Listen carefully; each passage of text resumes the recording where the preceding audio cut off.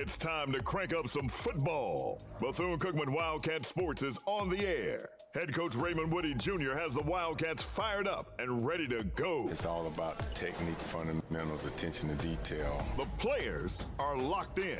The standard, being smart, fast, physical, and aggressive, that's something that we live by every day. And the crowd is on their feet. It's go time. It's time to send it to the field with the voice of the Wildcats, Mike Torello, on the CatEye Radio Network.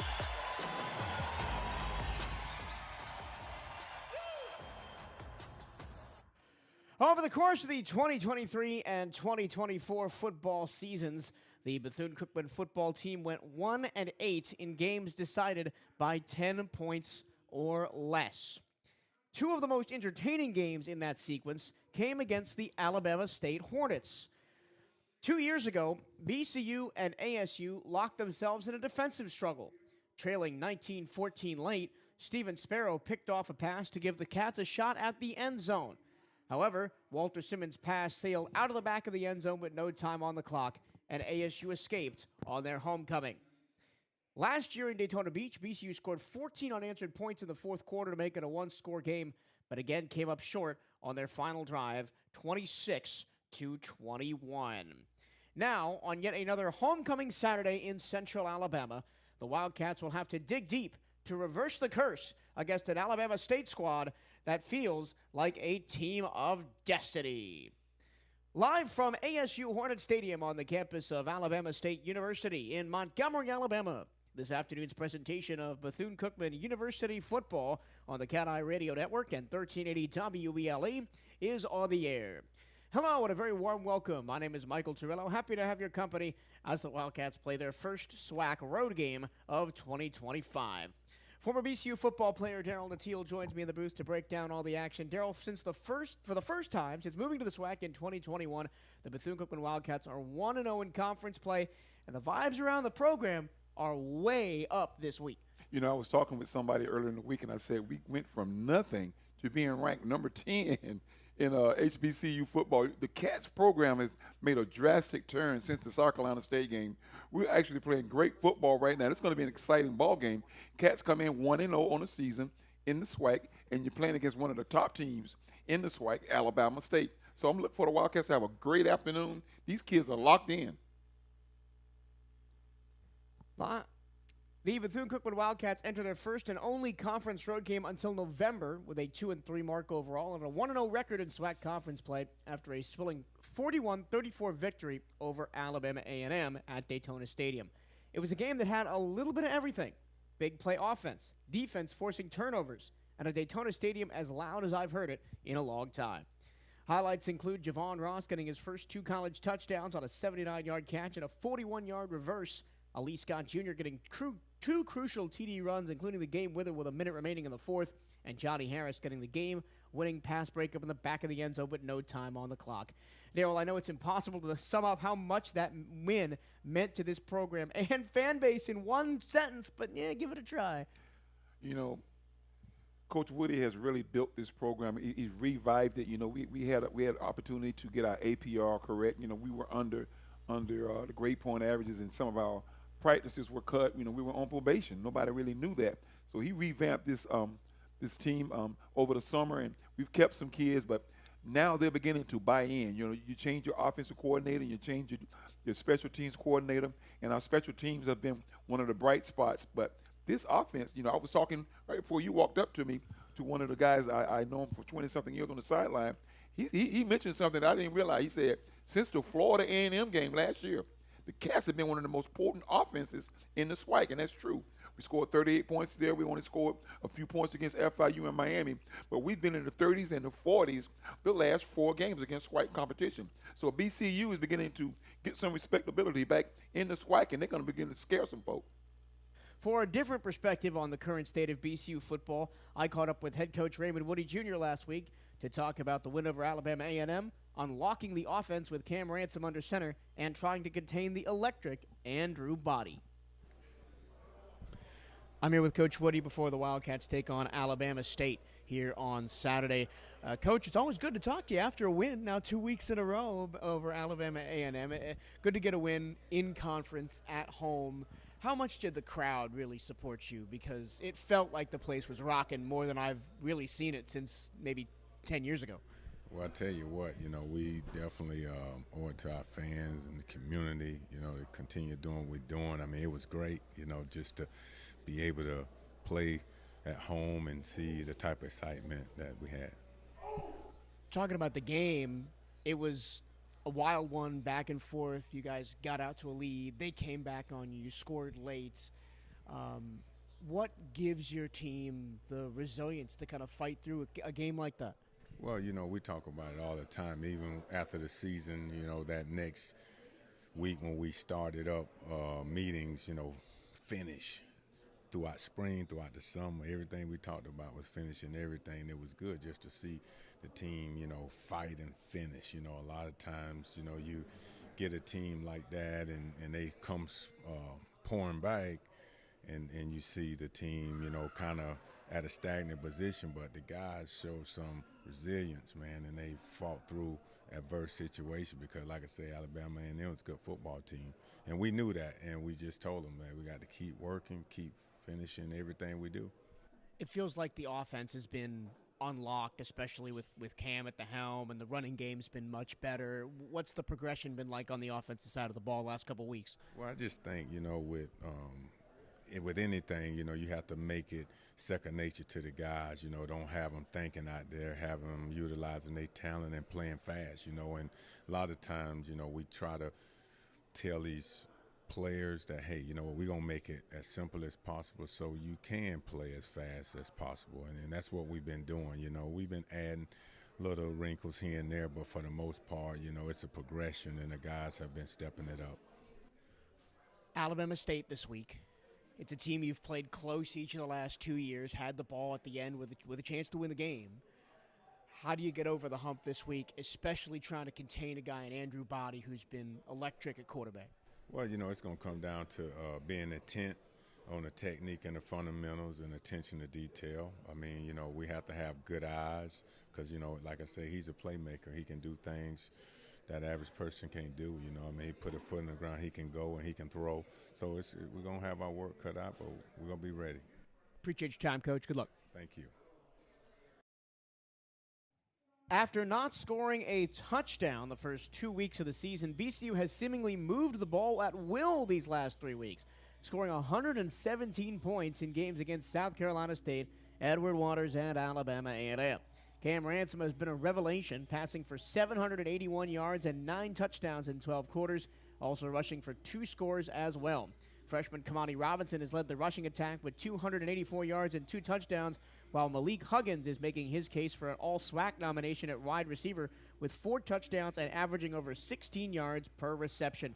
Darryl, what about this offense has allowed them to be explosive over the last 3 games? I think if you really look back at it, Cam has been with BCU for over 3 years. The first season he didn't play, and he ran the scout team, and I think he has some continuity now with the receivers. But our offensive line, they're the unheralded heroes right now. They've been opening up holes for the running game, and we've been able to have a balanced attack. We rushed for 257 yards last week, and we passed for 259. That's the most balanced attack I've seen BCU in the last 10 years. So you got to give the offensive line some credit, and Cam, you got to give Cam a lot of credit too. He's worked hard the last 3 years, and the continuity he has now with his receivers. We have a great group of receivers, possibly the best group in the SWAC. After his game-winning touchdown against the Bulldogs last Saturday, I had to sit down with Ali Scott Jr. to talk all about it. I'm now joined by Ali Scott Jr. here on the CatEye Network pregame show. Ali, let's talk about last week, specifically 1:07 on the clock in the fourth quarter. You get a pitch from Cam off the left-hand side and run it all the way in for a touchdown. Walk me through that play pre-snap to celebration. Pre-snap, we knew that the blitz was coming. We knew they were finna come in the house, try to stop us. So the goal was to not make Coach call another play. Don't make him call another one. So everybody got on the same page. We knew what we had to do, buckle down, and got it done. Alabama A&M came with the blitz a lot in the last game. Was that something you were expected to get, or did you prepare for that? Yes. That's one of the main things that we knew. We knew their linebacker core was the strength of their defense. So that's one of our that was one of our main things, was to know where they are, know the tendencies, little things like that. So that was one of our main focuses for their defense last week. Coming up this week against Alabama State presents a different challenge, more defensive back focused on their defense than linebacker and front seven focused. How does that change how you attack the game as a running back? Just to stay more, eye discipline, know where 3 is at all times. We know that that's their guy, so we need to know where he is at all time, pay attention to our fronts, and just keep doing what we're doing, paying attention to our keys. Appreciate your time. Good luck today. I appreciate you. Thank you. If there is a downside for BCU football right now, it'll be on the defensive side of the ball. The Wildcats are giving up 457 yards a game, second to last in the SWAC, and are bottom in passing defense with 288 yards per game against. The Cats have also struggled in the red zone, having given up points all 21 times their opponents have got down inside the 20-yard line, with 16 of those drives going for touchdowns. Antoine Watts is second in the SWAC in tackles on the season with 38, and the Cats have forced 6 turnovers in the last 2 games, so not all is lost on that front, but it's going to be another tough week on defense, Darryl, and we've been kind of waiting for this team to step up and kind of show that defensive dominance that they had 2 seasons ago, but it doesn't feel like it's there.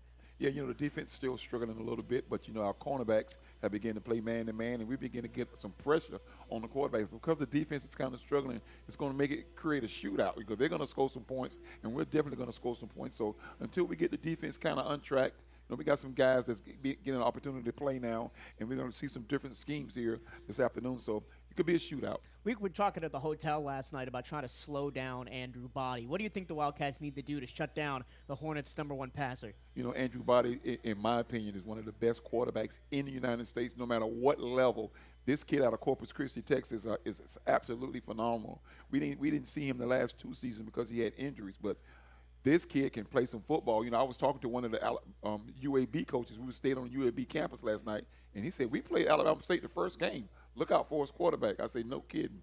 This kid can ball out, man. Last year, the Alabama State Hornets were picked to be one of the top teams in the SWAC. However, a torrent of injuries, including losing 5 quarterbacks and having to start a walk-on wide receiver under center, derailed their season. One of the major criticisms of ASU head coach Eddie Robinson Jr. is that he hasn't been able to win the big games when it matters most. But with a fully healthy offense and one of the best gunslingers in the country throwing the rock, the Hornets look set to change the narrative in 2025. Let's catch up on all things Alabama State football on this week's edition of the Opponent Report. The Hornets own the top offense in the conference, scoring 37.8 points per game behind the efforts of quarterback Andrew Body. The Texas Southern transfer has completed nearly 70% of his passes this season for 12 touchdowns and no interceptions in 4 games. He's also rushed the ball 38 times for 235 yards on 3 scores on over 6 yards per carry. Running back Jamari Holtzclaw has rushed 56 times on the year for nearly 5 yards per carry as well as a score. The Hornets rank second in the SWAC in points allowed on defense at 20.5 per game, allowing just over 200 yards per game on the ground and 225 in the air. Defensive back Keen Lewis has 1 of 2 Alabama State interceptions, while DeAndre Morris has the lead in sacks on the season. The captains just met at midfield. The teams are out milling around on their sidelines. We've got about 4 minutes until kickoff here at Alabama State. The Alabama State Hornets are in the old gold helmets, a very dull gold, shiny, with a white stripe down the middle and white face masks. They have black uniforms and pants, a gold stripe on the shoulders, no stripes on the pants, gold numbers with a white trim for Alabama State, and names on the back of the jerseys in white. For the Bethune-Cookman Wildcats, we are in maroon helmets today. It's the first time the maroon helmets have been worn since FIU this season, so the second time the maroon helmets have been worn this season in 2025. The Wildcats out to receive the opening kickoff will be in their maroon helmets, gold jerseys, white pants with a gray stripe down the sides. There's a maroon and white stripe on the shoulders for the Wildcats as well. Bethune in gold on the side of the helmets with the interlocking BC on the back and maroon face masks as well. Darryl? Mike, they got some local home cooking on their team, too. They got a couple of kids from Mlan High School on the Alabama State team. The Harrell kid, you're going to hear his name a lot this afternoon. Jai Harrell, one of their top receivers. Also an offensive lineman, right? Desmond Daniels. who used to play at Bethune-Cookman, Yeah. and his first team all-SWAC at left tackle for Alabama State, as I just knocked all of my notes off the table. Yeah, but pride never dies. And, of course, right, you got to count Terry Sims Terry on the Sims, sideline. that's the first person I saw once I went down on the sideline. He grabbed me and hugged me. He told me off the class act, and I said, well, I learned from you. He got a promotion this year, Yeah, Terry he's Sims. assistant head coach now. Yeah.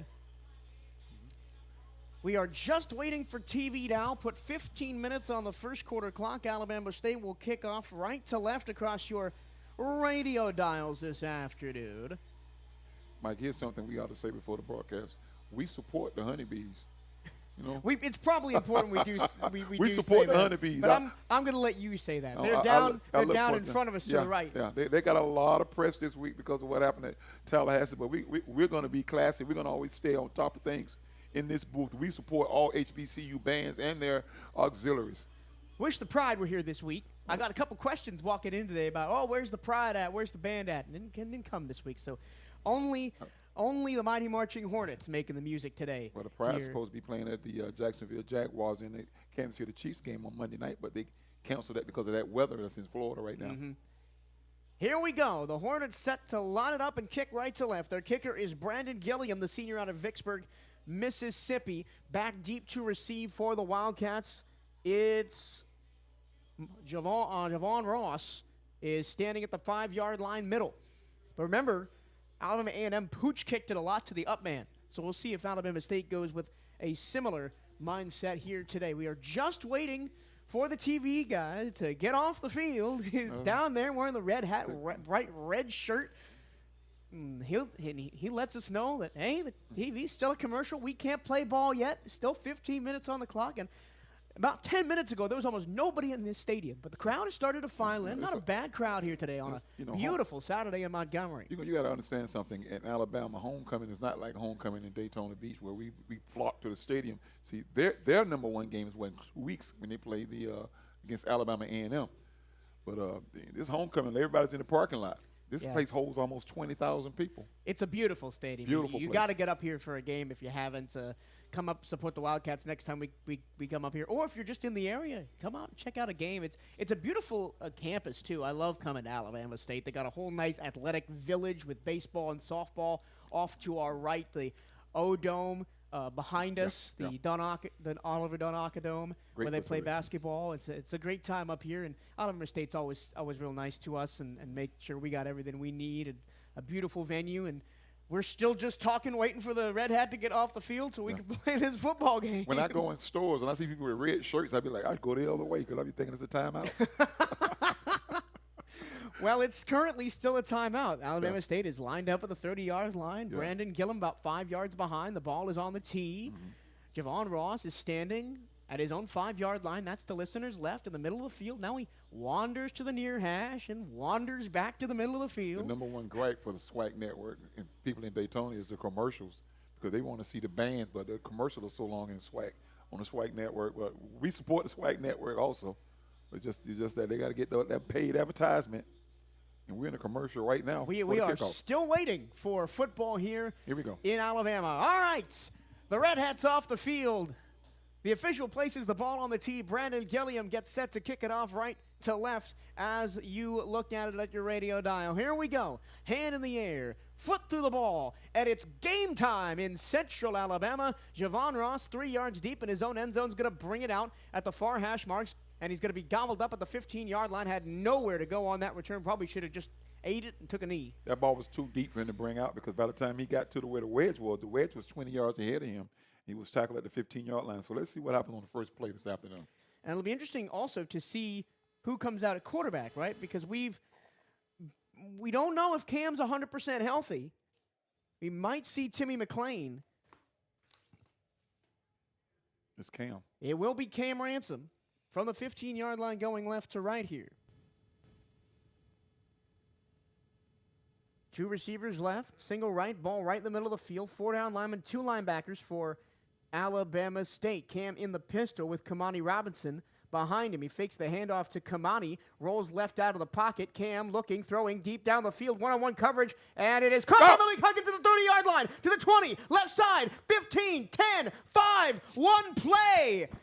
85 yards. Touchdown Bethune-Cookman. Touchdown Maroon and Gold. For the second week in a row, the Wildcats take the top off the defense on play numero uno. My. That was a rollout to the left side, and Cam gave him time to clear. He came down, did a juke move across the 40-yard line, then he slanted toward the goalpost. Touchdown Maroon and Gold, baby. My goodness. It's 6-0, Woo! just 15 seconds on the clock. That stunned the homecoming crowd here at Alabama State.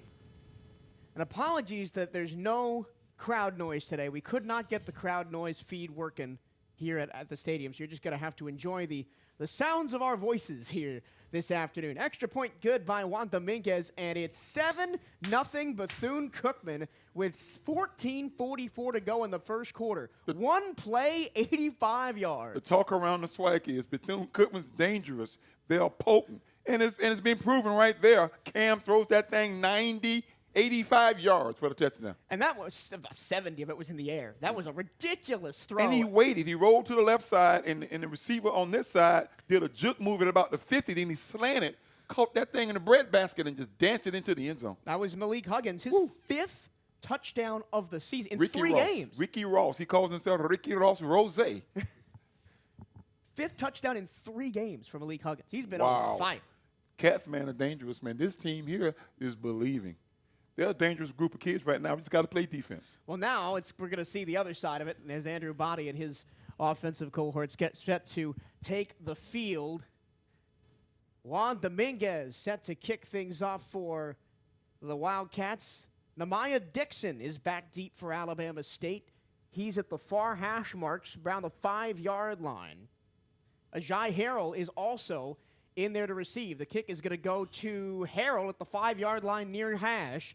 He's going to get up to the 20-yard line and be buried by Steven Sparrow, and they'll officially spot it at the 21. So here comes numero uno, Andrew Body. He puts defenses in a body bag. I've been waiting for 2 years to see this kid. This kid comes in heralded. He started out at Texas Southern. He was injured at Texas Southern. Then he transfers to Alabama State. He was injured in the first game against Florida A&M in the Orange Boxing Classic. So now we get a chance to see him, man. This kid is fantastic. Well, that was North Carolina Central in the Orange right, Boxing Classic, yeah. Right. Here we go. Here we go. At the 21-yard line, going right to left, Andrew Body with Jamari Holtzclaw to his right. 3 receivers bunched to the right, single left. Everybody inside the numbers. Wildcats with a 3 down front. They're going to hand the ball off to Holtzclaw. Big hole off the left-hand side, 25-30 of the numbers, and he's going to be ripped down at the 36-yard line. A big first down of 15 yards on the first play for Jamari Holtzclaw. If you can run to the weak side on us all day long, because that same play has been killing us since the FIU game, and they run at the first play of the game. The Wildcats are giving up 169 yards on the ground. 1st and 10 for Alabama State. They're at their own 36 going right to left after a big run by Holtzclaw. Again, only a 3 down front for the Cats. They probably run the ball again. They will with Holtzclaw off the right-hand side. He is bottled up and dropped after a gain of only 3 up to the 39. You know, our front 4 has to play tough this afternoon, and they had him bottled in. He tried to bounce that thing to the outside, and when he cut back, the interior had him. Well, they ran to the strong side that time. They didn't cut back to the weak side. Jamari Holtzclaw is a sophomore out of Fort Lauderdale, Coconut Creek High School, the main running back for Alabama State today.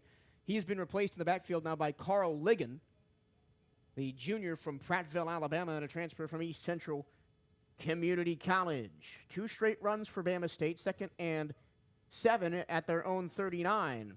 Fake the handoff, Body bootleg out to the right. He's being chased by Greaves. He's going to tuck it and run at the 40, far side, get out of bounds, close to a first down. They'll give it to him at the 47-yard line. Yeah, that's a great-looking play because he's one-on-one with a linebacker, and the receiver had ran off the defensive back, and Body could have passed it or run it. He's a great runner. We'd rather see him throw the football than run. Well, he has, 867 yards through the air and 235 on the ground. Yeah, we'd rather see him try to run it than throw it. Now 1st and 10 for Alabama State, going right to left. They're just shy of midfield at the 47-yard line.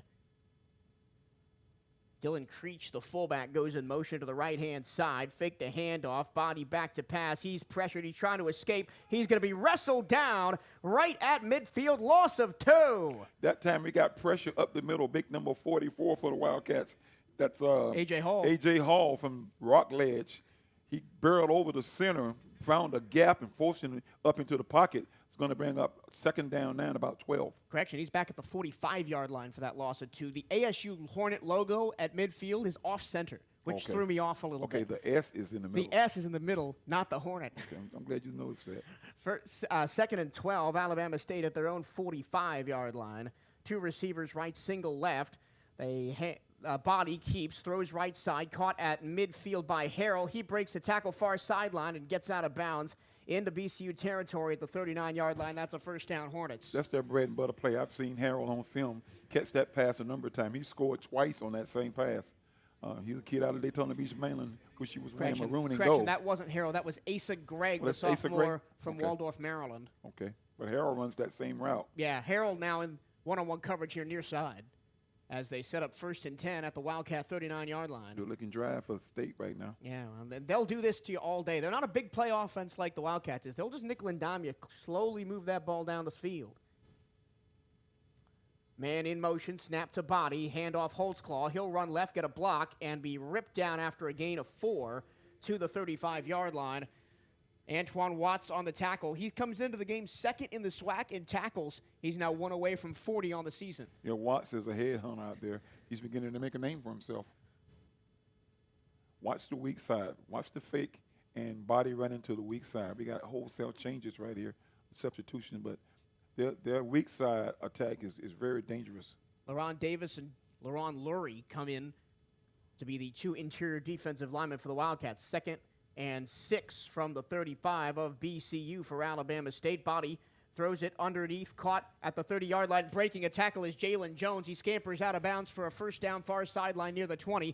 They'll spot the ball at the 23-yard line. Jalen Jones is the SWAC's leading receiver, 367 yards and 5 touchdowns coming into the game. You got to make that tackle. We had him cut. We had him stopped short. He broke the tackle. They're driving it now. They're almost in the red zone. And I mentioned the stat in the pregame show that every time an opponent has gotten the ball inside the 20, they've scored on the Wildcats this year. 21 of 21 with 16 touchdowns. See, that play fake is causing us to stop, in the secondary. 1st and 10 for Bama State. They're at the Wildcat 23-yard line. Attacking the end zone, the listeners left. Wildcats lead 7-0 early. They're going to pitch it to the right side. Cutting back and being dragged down for an 8-yard gain is Carl Ligon. Ligon, the Prattville, Alabama native, East Central Community College before coming over here to Alabama State. But that's a good 8-yard run. Every play is they're attacking our outside. See, they're outnumbering us right now, so we're going to have to change up some stuff over there. 2nd and 2. They spot the ball just inside the 15 at the 14-yard line. At the 14-yard line now, 2nd and 2. Holtzclaw on the right hip of Body. Correction, that's Ligon. Body throws middle wide open. A one-handed catch at the goal line for a touchdown to Tyree Saunders, the redshirt senior out of Jacksonville, Florida. And Bama State methodically goes 80 yards down the field to tie the game. He fooled the linebacker that time. He faked the pitch, and the linebacker froze, and the tight end slipped behind him with a one-hand catch in the end zone. That was a good catch. The Body corked that one a little bit, but it was a great grab by Tyree Saunders. That was only his 2nd reception of the season, Saunders, and it goes for a touchdown. Here we go into the ping ball shootout. Yep. Hold on to your hats, folks. There could be a lot of points out there on that beautiful new turf today. Brandon Gilliam set to kick this one. It is good. He got it. He hit the inside of the upright, but it still went through. And with 9 minutes and 39 seconds to go in the first quarter, it's Wildcats 7, Alabama State 7. We'll take a break and be right back. This is BCU football on the CatEye Radio Network and 1380 WELE.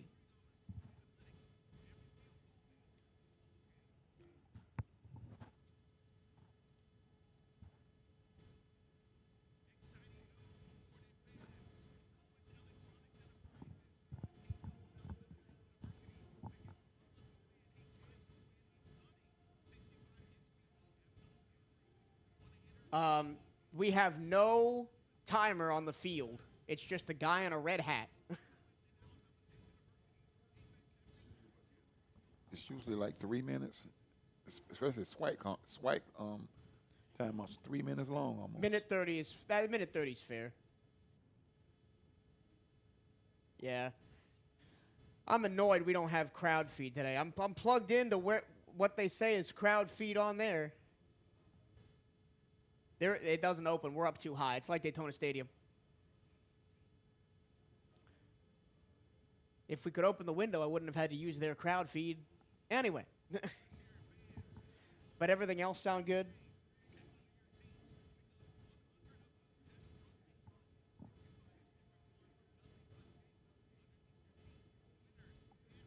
Like a little echo? Oh, okay. That's weird. I don't know what that is.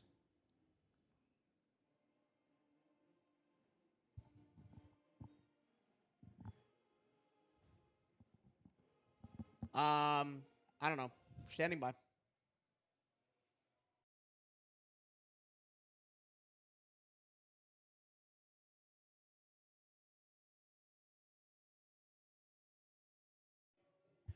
With 9 minutes and 39 seconds to go in this afternoon's first quarter, it's Alabama State 7, Bethune-Cookman 7.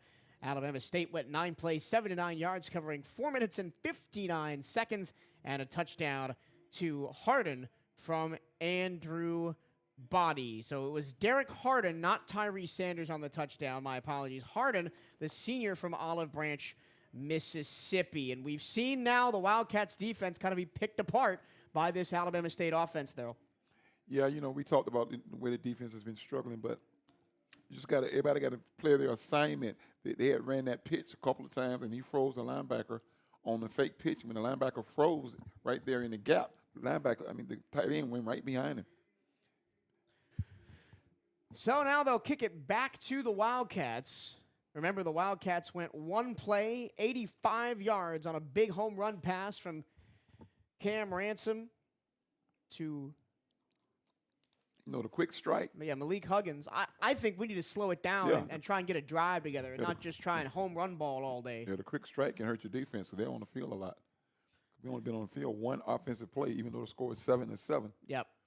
But we anticipate there being a lot of points today. It could be a basketball score by the time this one's over. But remember, Alabama State's defense is not bad. I mean, they're giving up just 20.5 points a game. That's second of the SWAC. That's too deep. Let it go. And they will let that kick go out of the back of the end zone. Javon Ross Wildcats will come out to the 25. The Wildcats, they're going to have to prove it against an Alabama State defense that it really has been great. They call it the Black Swarm defense. I had defensive coordinator Billy Grisham, now in his first season as DC, but 8th season on this Alabama State staff, with special teams coordinator and recruiting coordinator for the last 3 years. He took over for Ryan Lewis, a former BCU coach who's at UAB. That's where we stayed last night, right at UAB. Yep. 1st and 10 for the Wildcats. They'll start going left to right on the near hash at their own 25-yard line. Cam Ransom with Kamani Robinson on his right hip. Robinson takes the handoff, bounces it left into the teeth of the Alabama State defense, gets 4 yards up to the 29-yard line before he is tackled by DeAndre Morris. Robinson's another name that's we'll be calling a lot. He's looked well as a true freshman. Picked up 4 yards on the play. 2nd down and 6 now at the 29-yard line. 9:16 and counted to go first quarter, 7-7 ball game. 2-by-2 the receivers for the Cats. The slot corners playing well off the receivers. Robinson goes in motion. Ransom up the middle, big hole, 35-40. He's sandwiched near midfield at the 45-yard line is officially where they'll spot him. That was a design QB draw. I thought he was going to slide there, but we know Cam. He looks for contact. No, that was great because they motioned Robinson out of the backfield into the flat, and they took a linebacker with him. So once that hole opened up in the middle, Cam just took off, and there was nobody there in the middle of the field. And he's limping just a little bit. He needs to slide. 1st and 10 for Bethune-Cookman at the at their own 45-yard line, going left to right. Handoff on a jet sweep to Bun Ross. He slips to a tackle at the 50, following Robinson as a blocker, close to a first down at the 44-yard line of Alabama State. We'll see where they spot the ball. They'll spot it 1 yard shy of the first down. That's 9 yards on first down. Spot the ball at the Alabama State 46. That's the first time we've really seen that true jet sweep to Ross. He talked about it last night with us. You remember that same play? Yeah. 3 receivers right, single left. The right side is the wide side with the ball on the left hash. Wildcats attacking the right-hand end zone. 8 minutes to go first quarter in a 7-7 ball game. 2nd down and 1 after the 9-yard jet sweep to Javon Ross, who comes in motion again. Now he'll go back to the right-hand side.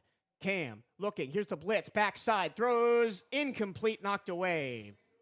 The back out of the backfield is wide open and the flats to the left side. The problem is that's Cam's blind side, and the blitz was coming from that direction, and he tried to just sling it to Javon Ross in the flat. But you want to throw where the blitz is coming from. That's why the guy was wide open. It's 3rd down and a short 1. Yeah, Keon Lewis came in to break that pass up for Alabama State. 3rd and 1. Wildcats need to get to the Bama State 45. They're at the 46. We got 3 backs, 2 backs, 3 backs. Full house, jumbo backfield. 3 in the backfield alongside Cam, who's in the shotgun. Cam will hand the ball off up the middle, and Robinson got stuffed. Do you punt it or do you go for it here? You punt it because you lost 3 yards, and it's going to be 4th and 4. My goodness, I don't agree with that call. You got to keep spreading this defense out. They're too good up the middle for you to just run into the teeth of them like that. And you're going to give them the ball back. And the Wildcats will punt. No, we stay. Cam's still on the field. Cam's still on the field. They're going to go for it. 4th and 4 from the 48-yard line of Alabama State, just across midfield. 10 seconds on the play clock. Might need to use a timeout right here. 2 by 2 the receivers. They motion out of the pattern. Cam looking, throwing far side. He short-hopped it to Javon Ross, who was well covered by Greg Mangle anyway, and the Wildcats turn the ball over on downs. Put that thing on his hip. That's the 1st down.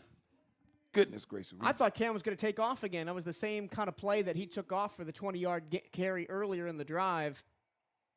And the Black Swarm defense gets off the field for Alabama State. He dodged the bullet right there. We give them the ball back at midfield.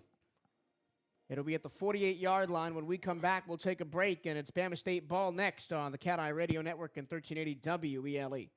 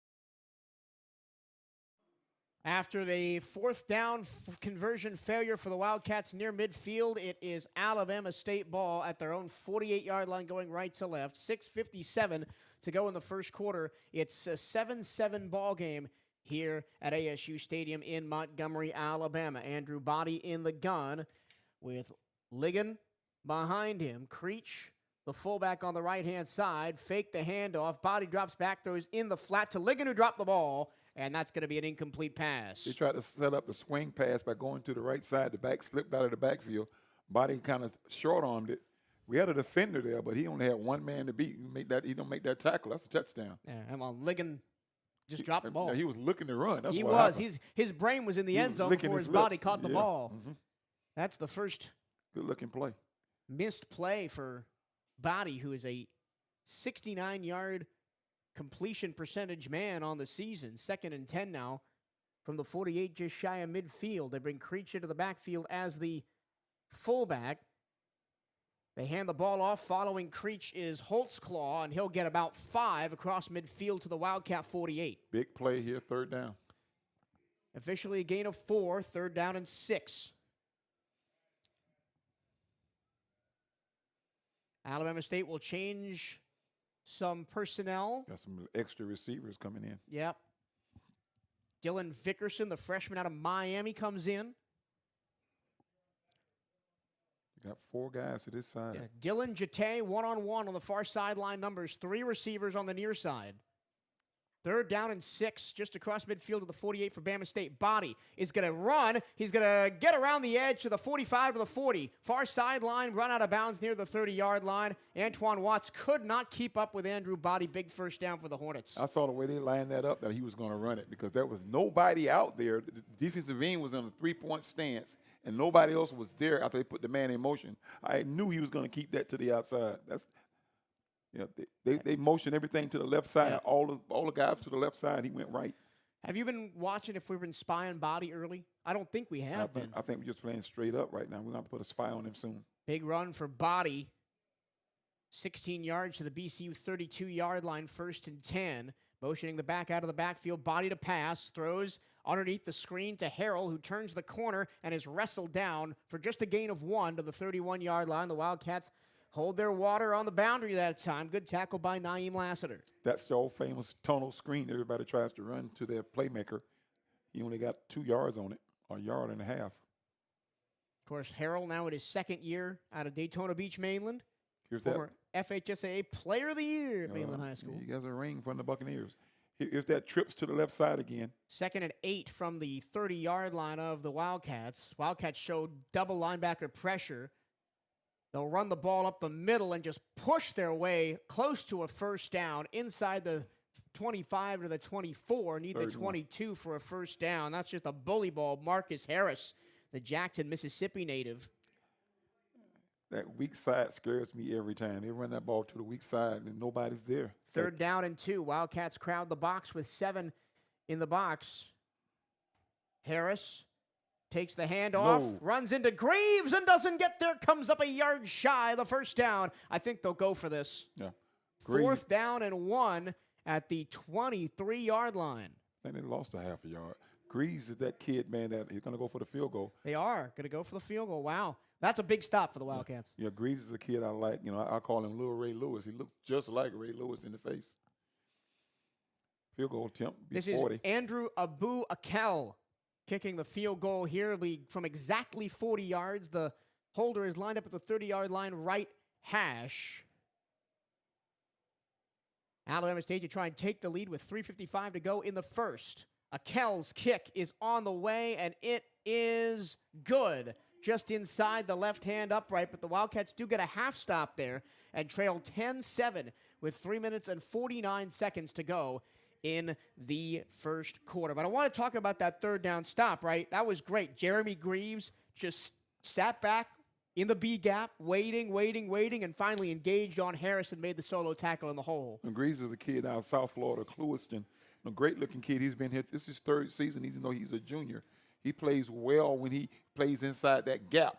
You know, when we get him in the gap, he can kind of slip through there and cause some havoc. And he caused havoc that time because he stopped him before we got the first down. Matter of fact, he lost a half a yard to force the field goal. The Cats right now trail 10-7, but we're going to have to score every time we get the football until the defense kind of gets a grip on what Mr. Body is doing. Now, answer me this. What do we have to do to stop them in the middle of the field? Because we had them on 3rd and 6, and then they just ran student body left and Body, quote unquote, ran around to the right. I didn't intend that pun. No pun intended. We're going to have to keep our weak side linebacker at home because that's where they're attacking that weak side. Our weak side linebacker is trying to edge over into the gap. We got to play him outside the tackle to keep him there so that he can be there in case we run backside. Anytime they run backside, nobody's there. We got to hold that linebacker there. We're sitting right next to the coaching staff, so let's hopefully they can answer that question for us.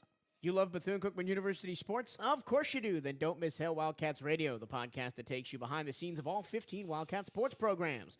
Hosted by voice of the Wildcats, Michael Cirillo, and featuring the expertise of Bethune-Cookman sports information staff. Hail Wildcats Radio delivers unparalleled coverage of your favorite teams. Tune in to 1380 WELE Daytona Beach every Saturday before the football game to catch the show live, or it's anytime on your favorite podcast platform. I'm not going to spoil anything right now, but you will definitely want to tune in to next week's Hail Wildcats Radio. Some big stuff happening on that show. But you should be turning it. You should be turning it anyway, every week. They should, because you guys got so much wealth of information with Bree Harv and you and Bryce. Man, you guys got it all. If you missed the show this week, you're going to have to go back and listen because I thought Brian Harvey was going to die. He was laughing so hard at telling a story at the end of the show. There's a little teaser if you missed the show this week. So it's 10-7, Alabama State over Bethune-Cookman. 3 minutes and 49 seconds to go in the first quarter. That Bama State scoring drive, 7 plays, 29 yards, and a 40-yard field goal from Andrew Abu-Akel. I hear they got some funky things going on in Moore Gymnasium right now, too, getting ready for the first take. First take? Yeah. They're painting the gym and making it look all nice and pretty for basketball season as well. They're painting the gym on the inside? They're painting the gym on the inside. What color they paint the gym? I'm not going to spoil that. You're going to have to go see it for yourself. It's going to be some new stuff in the gym. You're going to have to go see it for yourselves. Yeah. And Brandon Gilliam kicks off left to right. This one angling towards the near side. Fielded on the run by Ross at the 15-yard line, up at the 20, hammered at the 25, and dropped right there. One guy came through unblocked through the wedge. Yeah, that was a hole there, too. That was Jacoby Smith, the freshman from Birmingham, Alabama, who made the stop, and the Wildcats will start at the 25-yard line. We've shown we can move the football against these guys. We need to get a sustained drive right here. You know, Cam kind of short on him a couple of passes to kill that last drive, so let's continue to run the football, do some balance, have a balanced attack right here. Cam is favoring his non-throwing hand. That's a bit of a brace slash glove slash tape on that non-throwing right hand. 1st and 10 for the Cats. They're at their own 25. Near hash going left to right, 3:44 in the first quarter, trailing 10-7. Malik Huggins comes across the formation. Cam keeps, rolls left, fakes the throw, now throws back across his body and short arms it again to the boundary to Javon Ross, incomplete, 2nd and 10. Yeah, he does not look comfortable back there. He doesn't. He went to shake my hand last night, and he said, save that right hand for the stiff arm tomorrow. He's battling an injury, and he's kind of offset right now. He's uncomfortable in the pocket. Hopefully he can get a rhythm right here. I wouldn't be surprised if we see Timmy McLean if he keeps short hopping passes like that. I saw Timmy in the pregame this morning at breakfast, and I told him, you need to be ready. We're going to need you. 2nd and 10 for the Cats from their own 25, going left to right. They'll stack the receivers 2 by 2, way to the boundary on each side. Corner blitz coming. It's picked up. The handoff goes to Robinson up the middle. He's stacked up and dropped by the entirety of the ASU defense for no gain, and it's going to be 3rd down and 10. Okay, so what do we do here in 3rd and long? We haven't thrown like a middle pass yet. We've not thrown a pass over the middle. I'd like to see a slant or a drag over the middle. 3rd and 10 from the 25. Nothing the Wildcats have tried has worked at all. You don't want to give it back to them right now with the momentum. 3rd and 10 yards to go. Cats got 3 receivers to the right, 1 to the near side. Yep. And Ali Scott Jr. has come in as the tailback to the right-hand side of Cam. Comes the blitz. No, they'll drop it off and rush only 4. Cam has to escape to his left, throws to the far side, incomplete, overthrew. Ricky Shaw, incomplete, 3 and out for the Wildcats. Didn't even move the ball a single inch on that drive, and that's, unfortunately, more what I expected coming into this game. Yeah, they flushed him out of the pocket right now. Cats a little stagnant on offense after the fireworks on the first play of the game. In that last drive, we're stagnant the last 6 plays, so you're putting pressure now on your defense. Alabama State disguised that last pressure pretty well. They had 5 down on the defensive line, and the middle guy dropped back in coverage, and the 4 on the boundary of the offensive line rushed. Yeah, they're pinching the ends, forcing Cam out of the pocket. Wildcats will look to punt for the first time today. Max Tulin stands with his heels on his own 10-yard line. He'll roll left, get the kick away. Back to receive is Ajay Harrell. He'll let it bounce and roll near the 30, and the Wildcats will down it right there. So Alabama State will have the ball back at the 30-yard line, leading 10-7 with 2 minutes and 45 seconds to go in the first quarter. A long first quarter, this one. It's been almost 40 minutes in this first quarter. And here comes Alabama State on offense with Andrew Body. Dangerous time of the ball game right now. They have a 3-point lead. They have the ball at the 30-yard line. They have an arsenal of plays to the weak side. So Cats are going to have to stiffen up right here on D. Alabama State, 64 rushing yards in this first quarter already. We got a bend but don't break defense. Let's see if we can stop them here. 3 receivers right, single left, one in the backfield to the left of Andrew Body.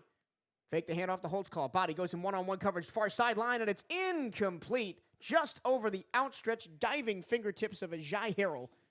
No, he was covered too. Yeah, and it was good coverage. It was one-on-one with Johnny Harris. Yeah, he forced that one. I guess he came out of the huddle saying he's going to throw it toward Harris. Harris is all swag defender for the Cats.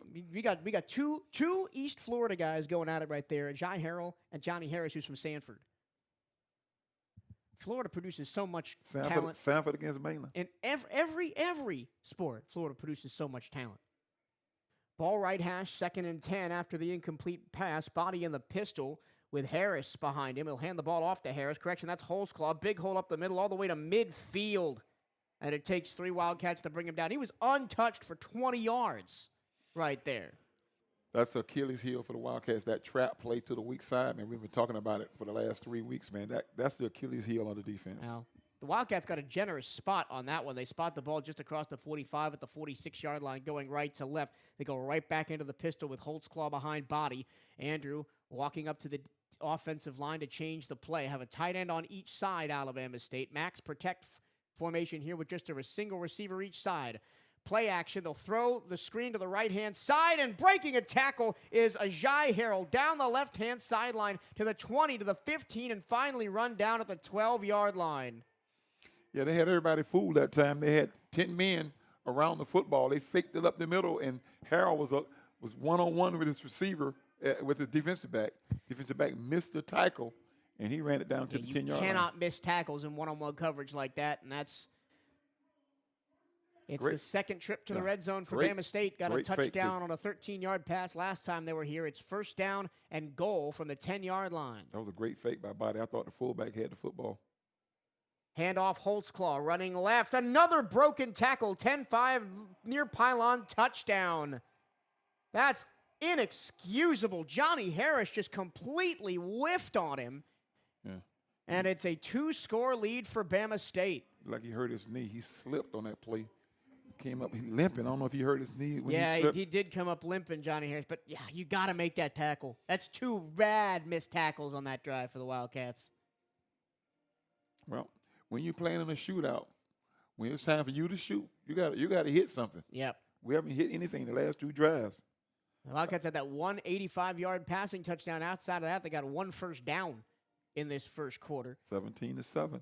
Andrew Abuakel hits the extra point, and with 1 minute and 11 seconds to go in the first quarter, it's 17-7 Alabama State. And this is now starting to feel more like an FIU Miami than a South Carolina State or Alabama A&M or Edward Waters. Well, we have a problem on our offense right now. There's no continuity. There's no rhythm.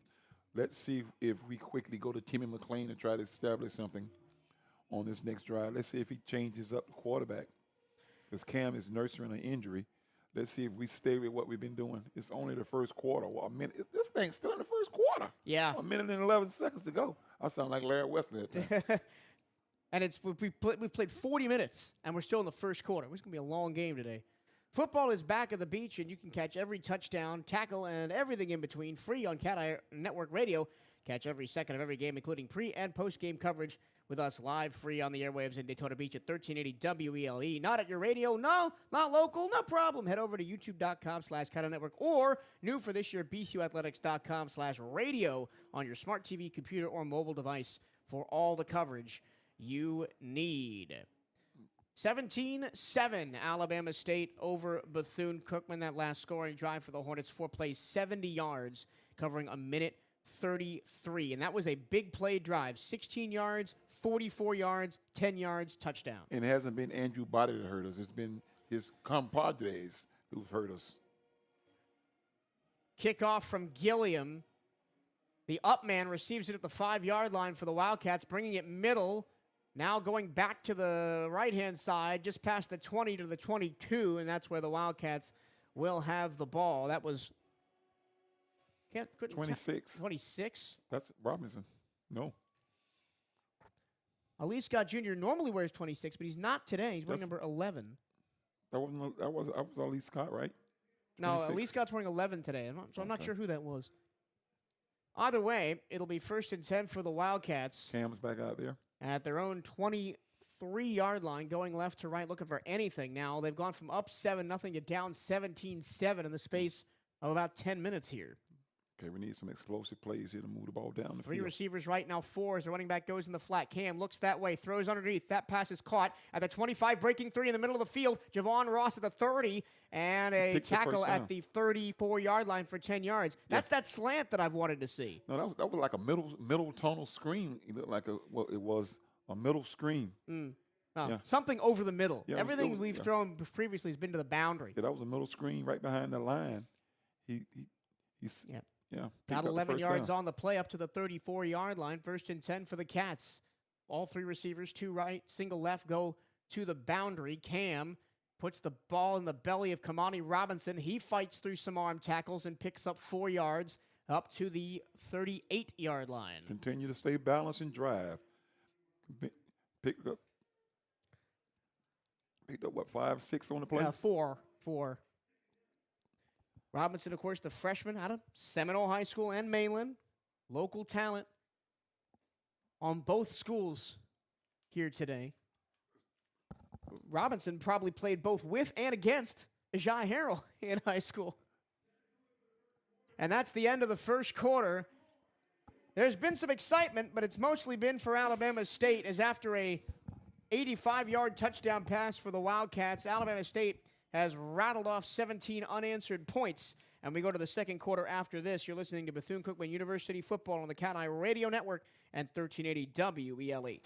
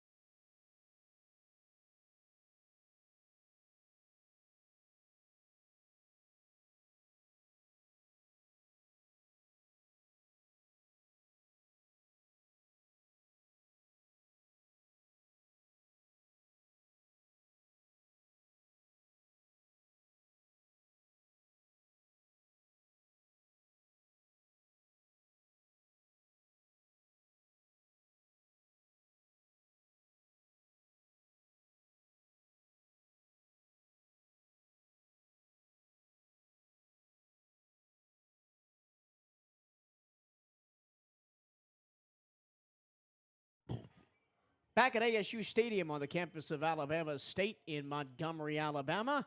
It's about time for the second quarter here on the CatEye Radio Network. It's Alabama State 17, Bethune-Cookman 7. Bethune-Cookman scored on an 85-yard pass from Cam Ransom on the first play from scrimmage. And that was all the scoring Bethune-Cookman did. They only got 2 first downs. Other than that, in the first quarter, it was all Bama State. Then Bama State had a 13-yard pass after a 9-play, 79-yard drive, a 40-yard field goal after a 7-play, 29-yard drive, and a 10-yard touchdown run from Holtzclaw after a 4-play, 70-yard drive. And that I want to talk about that final drive for Alabama State in that first quarter. There were 4 plays, 70 yards. It was, 44 yards, 16 yards, and then the touchdown run, and with some really bad missed tackles by the BCU defense. It was fatigue, too, because we played a 40-minute first quarter, and out of 40 minutes, I bet 35 of them, defense was on the field. Let me look at the time. We had time of possession, 5:14 for the Cats, 9:46 for Bama State in that first quarter. Wildcats will be on the ball, 2nd down and 6 after a 4-yard Kamani Robinson run to end the first quarter. We'll change sides of the field. Wildcats at their own 38-yard line, going right to left. 2 receivers right, single left. 4 down linemen for Alabama State. 2 linebackers. Cam, hands off Kamani. Jump cut in the middle. At the 35, spun down. Past the 45, close to midfield, move the chains, Kamani Robinson. Yeah, he cut back looking for a block from the receiver, but if he stays in that lane, he picks up another 15 yards, but he jumped to the outside trying to get behind the receiver. Receiver didn't block for him. Good blocking up front. He had a nice lane. Yeah, the offensive line is doing well. Yep. 1st and 10 for the Cats, approaching midfield at the 47-yard line, going right to left. Maroon helmets, gold jerseys, white pants for the Cats today. Gold helmets, black jerseys, and pants for Alabama State. 5 on the line for Bama State here as Morales goes in motion to the right-hand side of the O-line. Cam the snap. Here comes the blitz. Pressure up the middle. Cam is going to be wrestled down. Lost the football back at the 45-yard line, and Alabama State jumps on it at the 35, and it is gone from bad to worse for Bethune-Cookman. Cam Ransom, slow to get up, got sacked, lost the ball, and Bama State has it. Cam's still down on the field. I don't know if he hurt his leg.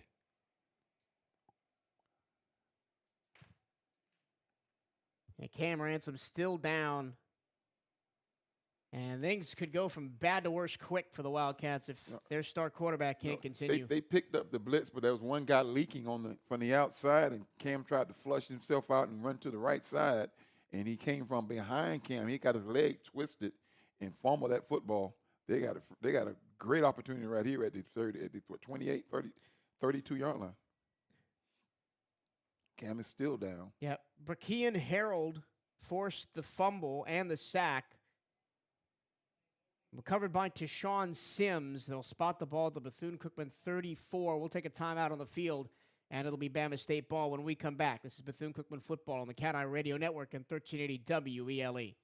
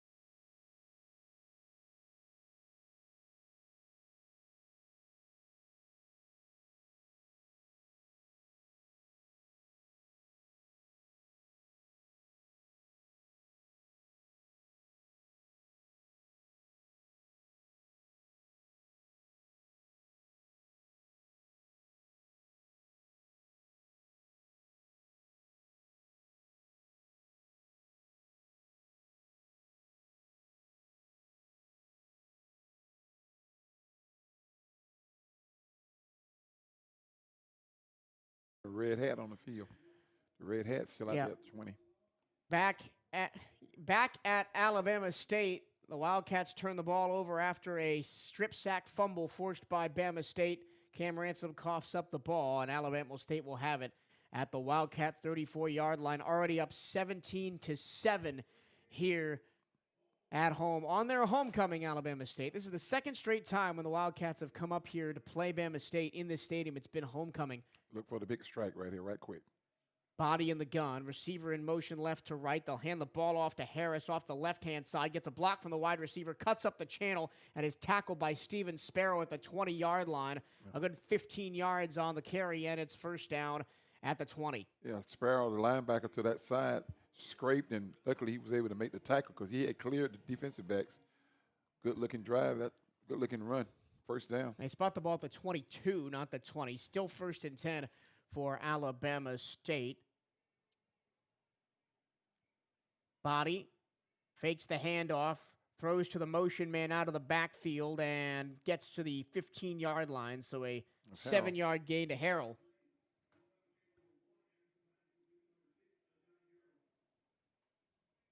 Seven yards officially up to the 15-yard line. Second down and 3. Same play to the other side. And Bama State's going quickly here. Ball right hash. Wildcats show pressure, bring pressure, throw middle, incomplete. Antoine Watts, a flag flies way late. Way late. Antoine Watts was in coverage on a post route over the middle of the field. Can't tell who that pass was intended for. It was intended for Jalen Jones. And I thought he'd gotten away with that. That was maybe the latest flag I've seen all season. Yeah, Fisher thought about it, and he thought about it, and he thought about it. Then he threw the flag. That'll be half the distance to the goal on a fresh set of downs, so first and goal for the Hornets.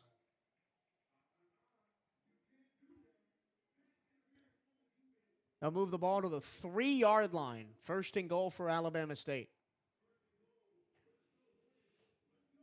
It's already 17-7. The Wildcats fumbled the ball at their own 35, and here come the Hornets looking to extend the punishment here early. Play action. Nope, they hand the ball off. That was a great fake. Sold me on it. And Carl Ligon dives in for the touchdown, and it is 23, pending 24-7 with 13:08 to go in the first half. Yeah, Body is great with his fakes, man. You can never tell who has the football. I thought he kept it, and so did the DB. The DB tackled Body, and he didn't have the ball.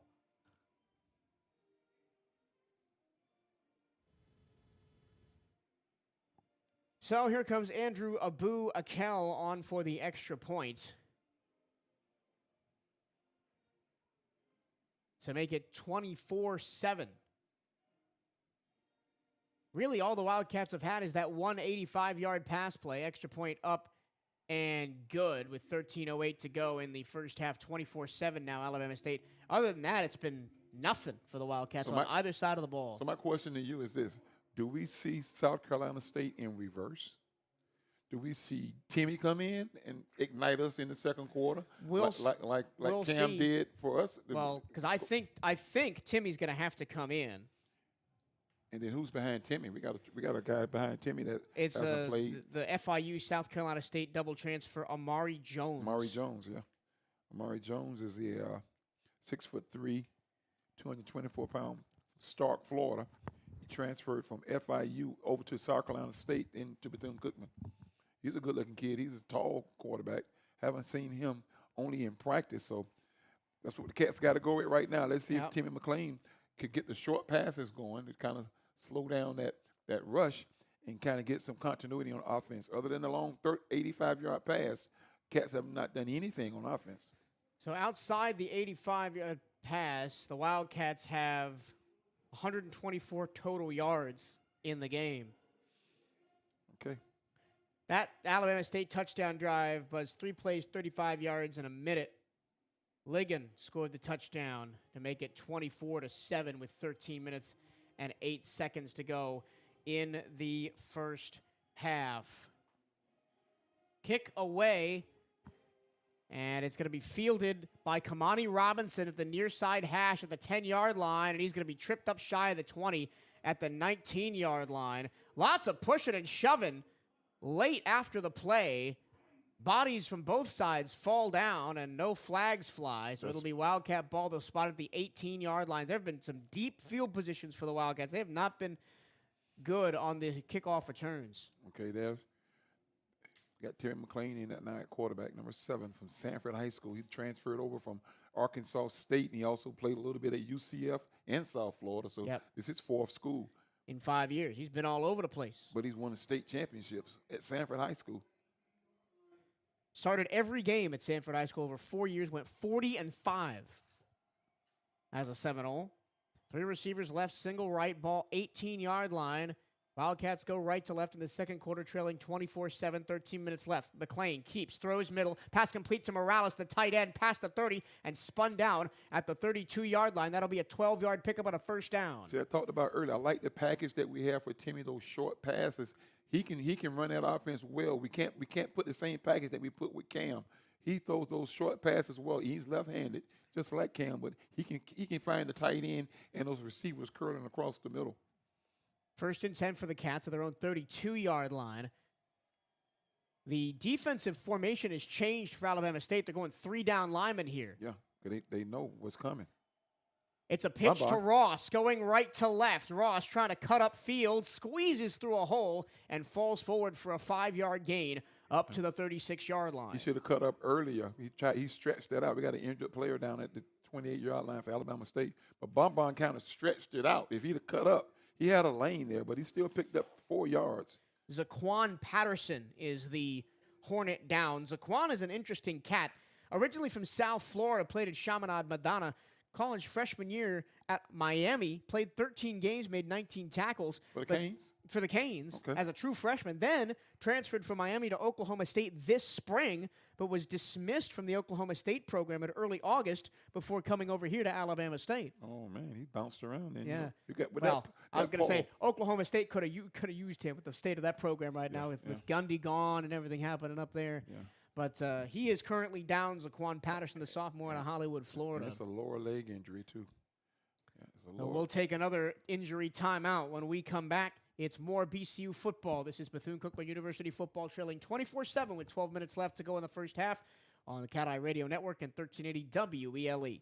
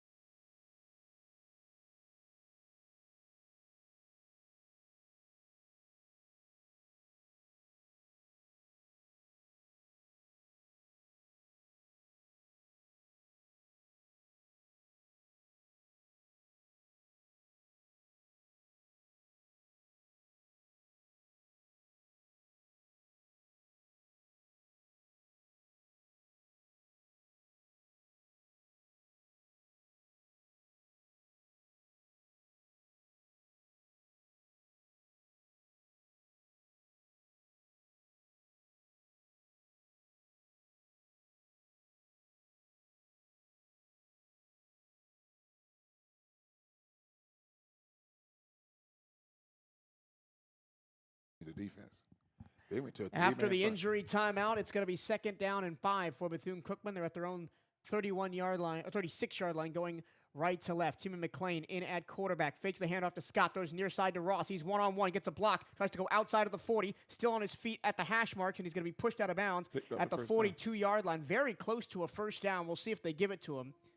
And Javon Ross went tumbling into the bench of Alabama State, and a couple of maroon and gold jerseys come in and try and pick him up out of there, including Malik Huggins, Ricky Shaw both came in and picked him up off the ASU bench. He fell into Terry Sims' hands. They did give the first down to the Wildcats at the 42-yard line after that 10-yard pickup.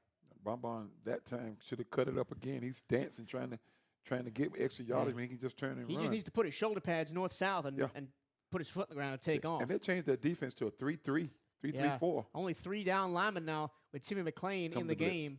Comes the blitz. Here's the blitz. It's picked up. McLean throwing deep. Crosser way overthrown and incomplete, almost intercepted. It was so overthrown that Tashawn Sims had to go over his head, and he was 5 yards beyond the receiver. He put that ball on his hip. That's a touchdown. Yeah. He was wide open. That was a misread by either McLean or who was the slot on that far side? Was it Huggins? It was Huggins.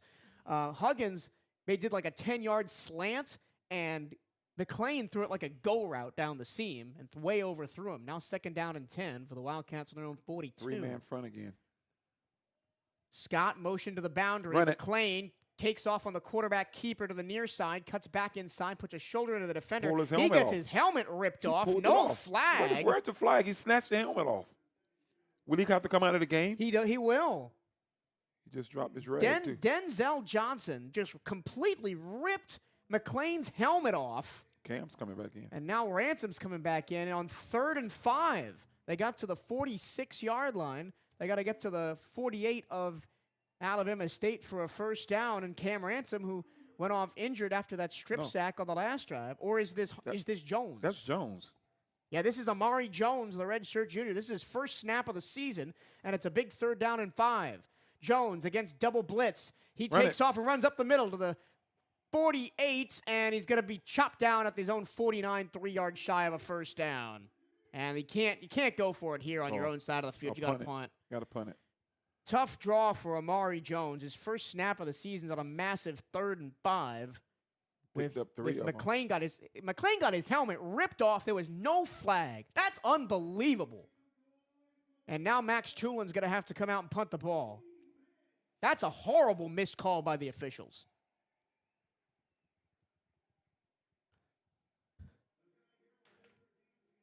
Harrell back deep at the 10-yard line to receive the second Max Tulin punt of the day. Tulin averaging 44 yards per punt with a 55 long and 5 down inside the 20. He'll stand. Play clock. They got to reset the clock. He'll stand at his own 35 yards. They called delay of game on us. We had a man come on the field late. Play clock is at 0. Now we'll move it back 5 yards, and instead of 4th and 3, it'll be 4th and 7. Is that the first flag of the day? No, pass interference in the end zone on Antoine Watts that set up the last Alabama State touchdown. Got to be careful right here on this kick. Because it's 24-7 Alabama State with 9:58 to go in the first half. The Hornets about to get the ball back. Tulin punts this one towards the far sideline. It's going to bounce at the 20, take a ASU bounce to the 24-yard line and be down somewhere around the 23. We'll keep it right here. No media timeout, and Alabama State will come back on the field. We have not stopped them all afternoon, folks. And right now, you got to go get them cats. You got to do something a little different to offset. Well, Body is really orchestrating this thing. He's controlling the game with his fakes and his quick passes. And they're getting first downs really easily, too. They're 1 of 2 on 3rd down, Alabama State. Only 2 3rd down situations in the whole game, and they have 24 points in the first half. Still 9:47 to go in it. Bama State at their own 23-yard line, going left to right in the all black with gold helmets. We're playing man with twin safeties. Body, snap, handoff, middle, Harris diving through the pile. He'll get 4 yards up to the 28. So make that 2nd down and 6 for Alabama State. They're pounding the rock with Marcus Harris more so than the 2 shifty backs, Holtzclaw and Ligon.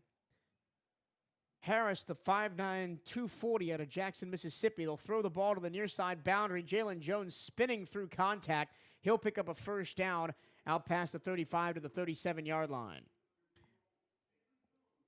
Jalen Jones, of course, the redshirt freshman from nearby Birmingham, Alabama, at a Ramsey High School, leading the SWAC in receiving with 367 yards and 5 touchdowns coming into today's game. He's one of the best receivers in the SWAC. We got Malik Huggins, and he's complimentary to Malik. 2 state titles at Ramsey High School for Jalen Jones. Last year, 218 yards and 2 touchdowns. Although, of course, Alabama State with 5 quarterbacks getting hurt last year didn't have a ton of passing offense. They mostly relied on the run. 3 receivers left, single right, man in motion, body.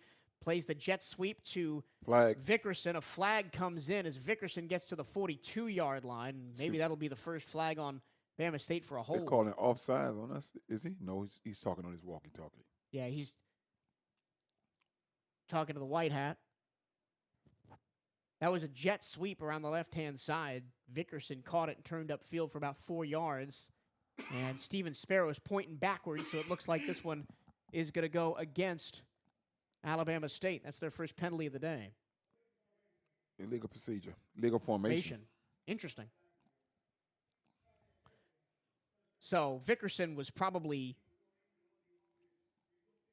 too deep in the backfield at the snap. Too many men in the backfield is what the official said. So now they'll go back to the 32-yard line, and it'll be 1st and 15. Still 8 minutes to go in the half. It's a long first half. We've played an hour and 7 minutes. Good thing we got a charter flight. That thing waiting on us on the tarmac. 1st and 15 for Alabama State. Ball at their own 32-yard line going left to right. Body fakes the handoff, rolls left. He's got a wide open lane at the left hash marks. Being chased by Antoine Watts at the 40. Left-hand side at the 45. Near midfield at the 46 is where he'll spot him. Got 14 yards on that carry. And he's a great-looking kid, man. I love to see him at the next level play quarterback. He reminds you of Jalen Daniels from the Washington Redskins. Andrew Body, 4 carries, 36 yards. Now on 3rd and short, they'll just dive it up the middle and get it. First down. Needed one, got one, up to the 47. Alabama State in complete control of the ball game until something happens. As we kind of expected. Alabama State, of course, my pick to win the title this year. This is the best-looking team in the SWAC. They play Jackson State next week. That's going to be a big game. 4 down linemen for the Wildcats. 1st and 10 for Bama State from the 47-yard line, just shy of midfield. Body looking deep. Flush from the pocket, rolling left. He's going to keep his eyes downfield. Throw to the boundary. That is out of bounds. He didn't catch incomplete. It was Harrell again. And Tariq Hollinger knocked him out of bounds, couldn't keep his feet down. And it's 2nd down and 10 for Alabama State. Good play by Hollinger. If somebody asks who is Harrell, his mom is Sunshine Giddens. You know who Sunshine Giddens is. She's the cheerleader coach at Mlan. Was there a flag on that play? No flag. No flag on that play? All right, so 2nd down and 10 at the 47-yard line, just shy of midfield. 7:02 to go. Clock stops here in the first half. 24-7 Alabama State Hornets with possession. Handoff, backside cut. What a hit! Only a 1-yard gain on the play for Holtzclaw because Steven Sparrow Jr. put a shoulder in his chest. That's 16. That's that was Antoine Watts, excuse me. Okay, Watts. What a tackle by Antoine Watts. Somebody want to play some football out there. I thought it was Sparrow because they've both got the dreads coming out the back of the helmet today. We got 3 guys on the defense with big, long dreads. We got A.J. Hall, Steven Sparrow, and Antoine Watts. 3rd down and 8 now from the 49-yard line after a game of 2. Timeout somebody. Probably timeout Wildcats as they... What? Oh, I think it might have just been a game clock issue. Nobody called timeout. 6:45 on the game. Yeah, so the clock didn't run when it should have on that last play. So they took 10 seconds off the clock. 6:42 now and counting. 3rd down and 8. Can the Wildcats get off the field?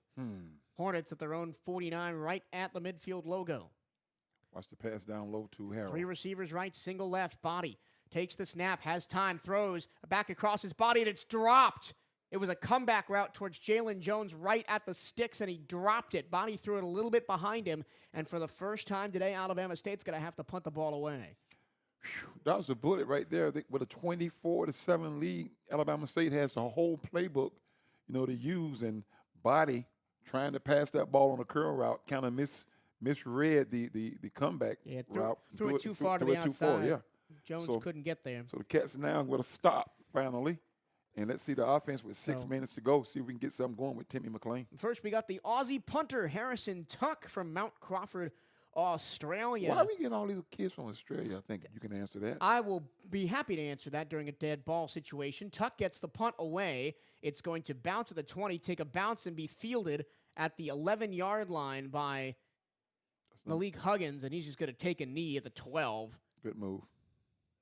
So we got a timeout. You know, a lot of kids on the bus speaking Australian or whatever that language is. I mean, we're on a number 3 bus, and they're talking like this chop and this morning, this morning. What is going on here? So your reason why there's so many Australian, specifically punters in American football the last 10 years is because they play a game over there called Australian rules football. It's kind of like a combination of rugby and soccer. You use a rugby-style ball, looks like a football, and you can lateral it back and forth to move it backwards. The only way you can move it forwards is by kicking it like a soccer ball. So they're really and it's like rugby, full contact sport. So put all that together and you get the perfect punter. Really accurate kicks, big body guys can fake, can run with it, and that's why there's all these Australians coming into American football. There's the appeal of the free education in the States and everything, and there's a lot of Australians in the NFL now. And there's a program called Pro Kick Australia, which both Harrison Tuck and Max Trulin of the Wildcats have come through that will train them how to punt and kick and place them at an American university. You know, we had a kid last year from Australia, Cade Hector. He's kicking out Middle Tennessee State. Yeah. He kicked 2 field goals last week. He also came through Pro Kick Australia program. Australia. Okay, that's why we got all these guys talking like this chap and mon. So you got to go watch some AFL footy because it is the most electric thing. They play 17 on 17 on a field 200 yards long by 140 yards wide. It is the weirdest thing you've ever. You got to send me some clips of I that, will man. do that. It is wild. But I watched it a lot when I was a kid because it was on ESPN. It was good. It's a good time.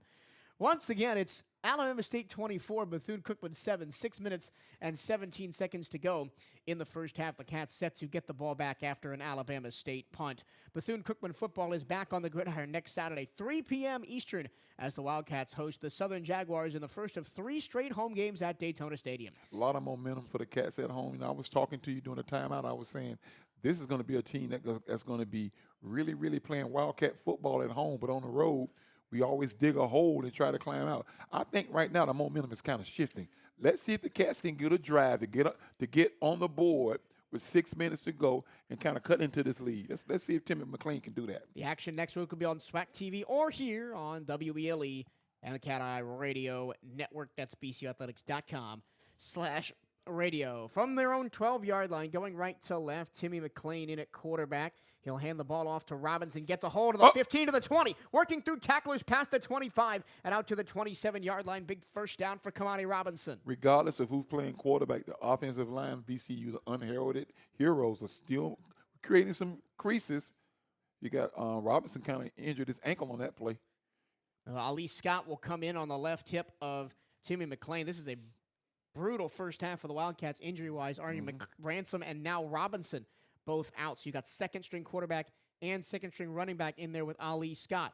Play action, fake, McLean, plenty of time in the pocket. He's going to heave it deep down the left sideline looking for Huggins and overthrew him by about 10 yards. Huggins was also in double coverage because Keon Lewis, the free safety, had shaded over to cover him as well. 2nd down and 10. You know, we've been lucky this season, even though we played, 3 tough juggernaut football games. We came out kind of injury-free. Now here in Game 5 and Game 6, we're starting to see some kids get nicked up. So it's next man up. 2nd down and 10 for the Wildcats. They're at their own 27, going right to left, trailing 24-7, 5:36 to go first half here at homecoming at Alabama State. 3 down linemen. Watch that blitz coming from the slot corner on the far side. Safety shades up. Here comes the blitz. McLean throws to the far sideline. Ross makes the catch at the 35 to the 40. He's going to be run out of bounds by Lewis, but not before he picks up a first down past the 40 to the 43-yard line. Bon has been playing like a veteran. He was a freshman last year and didn't score a touchdown, but he has a few catches. But he went into the weight room, man, put on some weight. He has great speed. He's playing heady this season. Great job by McLean to read that blitz, stay in the pocket, not panic, and get the ball to the wide open man on the boundary. 1st and 10 for the Cats, the 43-yard line of their own going right to left. 5 minutes and 10 seconds and counting to go in the first half. Wildcats down 24-7. Looking for some offensive answers. McLean fakes the handoff. He's going to run up the middle. Big hole, 45, and he's going to slide down at the 47-yard line. Gain of 5 for Timmy McLean. He didn't want to take a big hit from Jaleel Lenore, who was right there. He was looking for Ali to throw a block. He should have followed Ali to the left side, but he decided to cut up the middle and just slide. Had he played, picked up, ahead of the sticks, picked up 3 or 4. 2nd and 6. Officially a 4-yard gain, because remember, they start the ball where he starts the slide, not where he finishes it. So they spot the ball at the 47. Give the ball to the fullback right now. Give it to him. They hand the ball off to the left-hand Told side. you. Squirting through is Scott Jr. at the 40-yard line and finally bounced down to the 35 of Alabama State. I read that one that time. If you get that ball because the linebacker was creeping up, offensive line has been putting up creases in what we call the 5 or the 6 hole back in the day. He ran that thing through the 5 hole. Nobody was there. That'd be a C-gap run today, all the way to the outside. They'll give the ball to Scott again on a delayed handoff. He follows his offensive line for 2 yards up near the 30 at the 32-yard line. Good-looking drive right now for the Cats. We can continue to pound it, and then Timmy can hit one across the middle. Second out at 7, officially a gain of 3 for the Cats. 3 receivers right, single left. And I think the Wildcats have gotten so much love in the ground game because Bama State went to that 3-3 defense. Yeah, they're still playing the 3. They're still playing 3 down linemen. You're right. McLean back to pass. You can run Plenty of time. You can He's run going it. to Run take it. off, try to escape the pocket to his right. Still keeps his eyes downfield. Now he tucks it and runs. He gets hit, shoulder charged at the 29-yard line. It's going to bring up a 3rd down and 4 now from the 29. 2 down territory, and we also could be in Tulin's range for a field goal. Or Juan Dominguez. Juan Dominguez. 3rd down and 4. You're right. I think this is 4 down territory, down 24-7 with 3 minutes to go in the first half. Wildcats will go quickly here. Ball right hash. Offsides. We're gonna get a Flag free play. flies, free play. McLean going deep. It is caught at the 10-yard line near side. Javon Ross diving forward down to the 2-yard line. What a play by McLean. He found the open man. It's Javon Ross again, because who else would it be? Timmy stayed in there because the blitz was coming right at him. But by him being left-handed, he was able to get that ball off to Bonbon down at about the 10-yard line. Bonbon stepped over a guy and made it down to the 2-yard line. It was a free play because Alabama State was offside. Wow. 1st and goal for the Cats at the 2. Wildcats will decline the penalty. They'll spot the ball at the 2-yard line, 1st and goal. Now, here's the thing. What are we running when we get down here in the red zone? What are we going to run? Let's see. The Wildcats in the red zone on the season are 10 of 16, only 6 touchdowns. They'll go pistol formation with Scott behind McLean. McLean hands to Scott, fighting through contact. He lost a yard back to the 3-yard line, lost 2 yards back to the 4-yard line. When we try to run up the middle like that, we've just had nothing. You're going to have to hit the edges on this one. Yeah, we're going to have to go either weak side trap with Scott, or you got to go something to the boundary here. I'll give Timmy an opportunity to find an opening because he's only 4 yards. He's a big kid. He's like 6'2". He might be able to run it in timeout. Timeout, Bethune-Cookman. No, it's a 2-minute timeout. No timeout charge to either team. It's the 2-minute timeout. When we come back, the Wildcats will have 2nd and goal from the 4, looking to eat into this 24-7 Alabama State lead. You're listening to Bethune-Cookman University football on the CatEye Radio Network and 1380 WELE.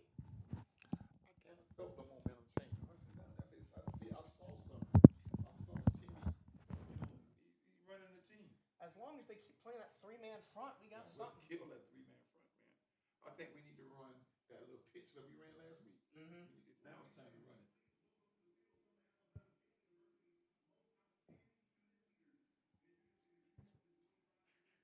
Don't talk to them. Leave them alone.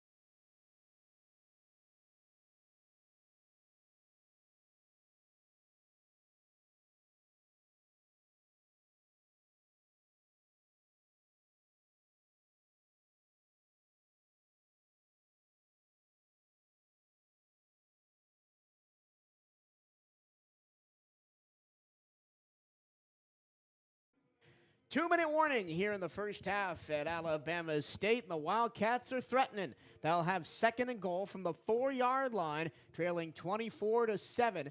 And if the Wildcats can score and get a stop and go in at 24-14, it feels a whole lot better than 24-7. You know, last week in the same area of the field, we saw the Cats run a play to the weak side, that little pitch. We have not seen that this afternoon. Maybe we go to it here.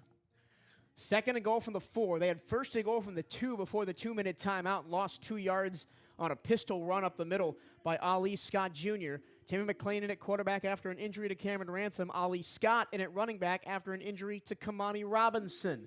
2 receivers left, single right, ball left hash here. Bama State has moved back to 4 down linemen instead of 3. Ross goes in motion to the right-hand side.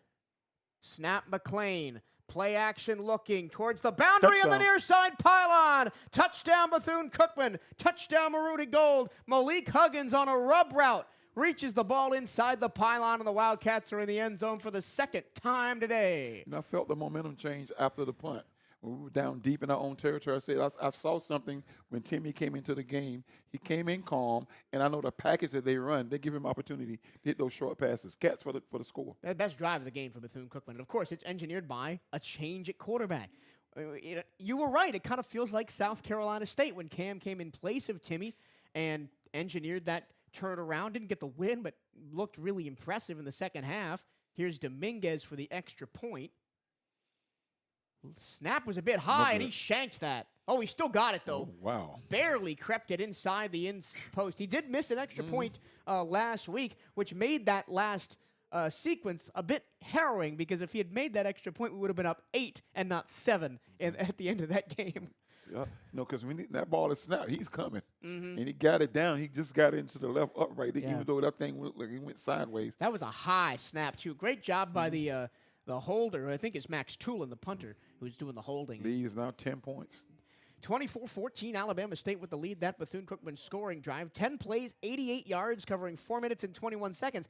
They actually went in and did a drive, put some rhythm together on the offensive side of the ball. What changed besides the 3-3 from Alabama State? Because I know we've been talking about that. What changed was the 3-3 plus the defense. The defense got them to punt the football the last time by stiffening up a little bit and causing some havoc when Body's trying to throw the football. When he's throwing, I'd rather see him throwing it than running it. I don't know. So here we go. Dominguez getting set to kick back off to Alabama State. Nehemiah Nixon and Ajay Harrell both back near the 10-yard line. Harrell on the near side. It's going to go towards him, and it's going to go out of bounds at the 1-yard line. Illegal kick. Oh, boy. Dominguez tried to corner that one right in the end zone, so Ajay Harrell didn't have a chance to return it, but it just went out of bounds in front of the pylon, not behind it. That was the exact same pylon that Malik Huggins just scored on. Yeah. They get the ball now, at the 40, 35? 35. So the defense is going to have to step up again for the Wildcats, trailing 24-14, 1:56 to go in the first half. Coming up at halftime after a break for us to get ourselves reset, get some refreshments, use the bathroom, all that kind of thing. We'll go around the SWAC. It's a light week of SWAC action this week. We'll let you know on all the happenings. We'll get you caught up on the statistical breakdown of the first half as well. That's coming up at halftime. Right now, Alabama State with 3 timeouts and 1:56 to go at their own 35-yard line after the illegal punt. Body keeps, rolls left, has a big hole open past Steven Sparrow to the 50. Still making men miss. 45 left side numbers out of bounds at the Wildcat 30-yard line. Oh, no. A 35-yard run on first down by Andrew Body. Somebody comes off limping, too.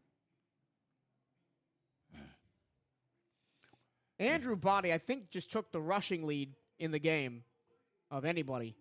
Yeah. 5 carries, 71 yards, averaging 14 yards a carry for Body. Nobody to account for him. 1st and 10 at the BCU 30 now, and they have immediately moved into scoring position. There's a man uncovered in the slot. He's going to throw to him. It's Jalen Jones, near side numbers, 20, 15, 10, 5, touchdown. 2 plays, 65 yards. That was a blown coverage. I can hear the coaches next door yelling before the play started. Jalen Jones has his 6th receiving touchdown of the season. Nobody covered him. He moved from the right-hand side to the left-hand side. There were 3 receivers out there. Nobody picked him up, and he was just wide open, and he scampered all the way in for a 30-yard touchdown. And for all of the Wildcats' betterment on offense in the last drive, they now find themselves down 3 scores again, 31-14, pending this extra point from Andrew Abu-Akel. Snap, hold, kick, good. With 1:36 to go, it's Alabama State 31, Bethune-Cookman 14. This is I believe the most points the Wildcats have given up in a first half this year. Didn't even give up this many to Miami. Blown coverage, man. 2 plays, man. They scored a touchdown after you changed the momentum of the game. 2 plays, 65 yards in 20 seconds. A 35-yard rushing play by Andrew Body, and then a 30-yard receiving touchdown by Jalen Jones because he was just uncovered at the snap. Nobody picked up his motion pre-snap. Body 5 carries, 71 yards, 14 yards a carry, and also has 134 yards and 2 touchdowns through the air on 67% completion. It is offensive domination by Alabama State right now. We might have a quarterback that can kind of give us some insight at halftime. Hopefully Bernard Hawk, the All-American quarterback from BCU back in the day, hopefully he can come up and give us some insight on what he sees from a quarterback's point of view. We got him scheduled to come up, but if he can find his way, it's hard getting up here for all these people. Homecoming is right around the corner. You won't want to miss a moment. Get your tickets today as BCU hosts Arkansas Pine Bluff on Saturday, October 25th at Daytona Stadium. Get your tickets today at bcuathletics.com/tickets. Don't forget all the action is live on 1380 WELE or youtube.com/CatEye Network or bcuathletics.com/radio. We won't see a quarterback this good the rest of this season, but this kid here, man, he's all that's advertised, man. Andrew Body. And with 2 years left derailed by injury. Mm-hmm. Kamani Robinson from the 10, the 15, the 20 got hit hard at the 23-yard line. That's where I'll spot him. 24, excuse me. So the Wildcats will have deep field position. I think every time we should just let it go. Just let it go. Because we have had an average starting field position inside the 25. That ball would have bounced inside the 1 because he caught it at the 3. It was a kickoff. You can down the ball inside the 10. You could just take a knee. Yeah, you're right. He should have just taken a knee. So McLean back out for the Wildcats. Let's see if they go out to that 3-man front again. Yes. 1:29 to go. Wildcats trying to respond again, down 31-14 with 1:29 to go. Got a 3-3-4 in the first half. Well, Alabama State likes to play with 5 defensive backs. 3-3-5. 3-2-5. McLean takes off, gets past one man, slides down at the 29-yard line. That's there all the time. That's a 6-yard carry on first down for McLean, 2nd and 4. You were right when you talked about Alabama State defense. That they used to be stout at linebacker. They're a little soft on the front right now. There are 2 linebackers that are starting right now are Rody Jean-Louis and Denzel Johnson. McLean back to pass, clean pocket, escapes to his right at the 30, angling towards the pylon at the far side. He's close. Does he get the first down at the 34? He did. First down, Bethune-Cookman. The other linebacker they had, he's on the practice squad now for the Green Bay Packers? Yep. And you know the reason why? Michael Parsons. Michael Parsons took his spot, put him on the practice squad. 57 seconds to go first half. Wildcats with a 1st and 10 at their own 34-yard line, trailing 31-14. 3 receivers left, single right with McLean and Scott. Scott leaks out of the backfield. McLean over the middle. A dart at the 45-yard line is caught, and up near midfield is Ricky Shaw. No, that's Lorenzo Jenkins. You're right. That's Jenkins' first catch of the game. The Wildcats will go quickly. Clock stops on a first down. 50 seconds to go. Wildcats still have 3 timeouts. Now the clock runs as the chains get set. McLean, 3-man rush, underneath. Huggins makes a man miss past the 50 to the 44 of Alabama State. That's an 8-yard gain. Timeout Bethune-Cookman as that ball died inbounds in the middle of the field. And the clock continued to run for well after that. That probably put about 10 more seconds on the clock. It currently shows 28.7. And if they're not Coach Woody needs to be in the referee's ear saying, hey, you got to put time back on the clock. They are. They are talking to him about that right now. So timeout Bethune-Cookman. It'll be 2nd down and 3 after a 7-yard completion over the middle to Malik Huggins. And that's good game management by McLean, knowing they still got timeouts left, knowing you can still use the middle of the field. And McLean has come in and played well. Timmy's a veteran. Timmy has played on D1 football at 3 different universities. So, I've seen some footage of him at UCF, man. He ran some plays against some major competition that allowed him to do some great things. And then he went on to Arkansas State. Cam Ransom was just 2 of 6 when he went down. McLean 8 of 10 for 90 yards and a touchdown. 80% completion for McLean after he's come into the ball game. 2nd down and 3 after a gain of 7 on first down. They put some time back, 35.7. They put 10 seconds back on the clock. 35.7 now. McLean, the snap, the handoff to Ali Scott up the middle, big hole at the 35. Ooh, at the 30. he just ran over somebody. He ran over a man. It's still going. Legs turning at the 25 and down to the 23-yard line. That's a man's run for Ali Scott Jr. Ali Scott Jr., that man-child from Ole Miss, just ran over a linebacker. 24 yards on the play. Wildcats already set to go for it. 1st and 10 at the 22-yard line. Timeout, Alabama State. Yeah, they were not ready for it. Do you want to I don't know. Do you think they go back to the 4-man front here? Because we've just been picking apart that 3-man front. I think they've seen on film what Timmy does well, so they want to combat that by putting 4 linebackers across the middle, because Timmy been hitting those short passes, but they're allowing us, run free with the running back up the middle with that 3-man rush. And again, if you rush 3 and McLean doesn't see anything, he'll take off too. He's run for a couple of times. They were stacking that box against Cam. Yeah, McLean has run 5 times for 21 yards. Ali Scott Jr. up to 44 yards on the afternoon. The Wildcats down 31-14, looking to get on the board with 22 seconds to go in the first half. They've still got 2 timeouts. They're at the 22-yard line of Alabama State and have a 1st down and 10.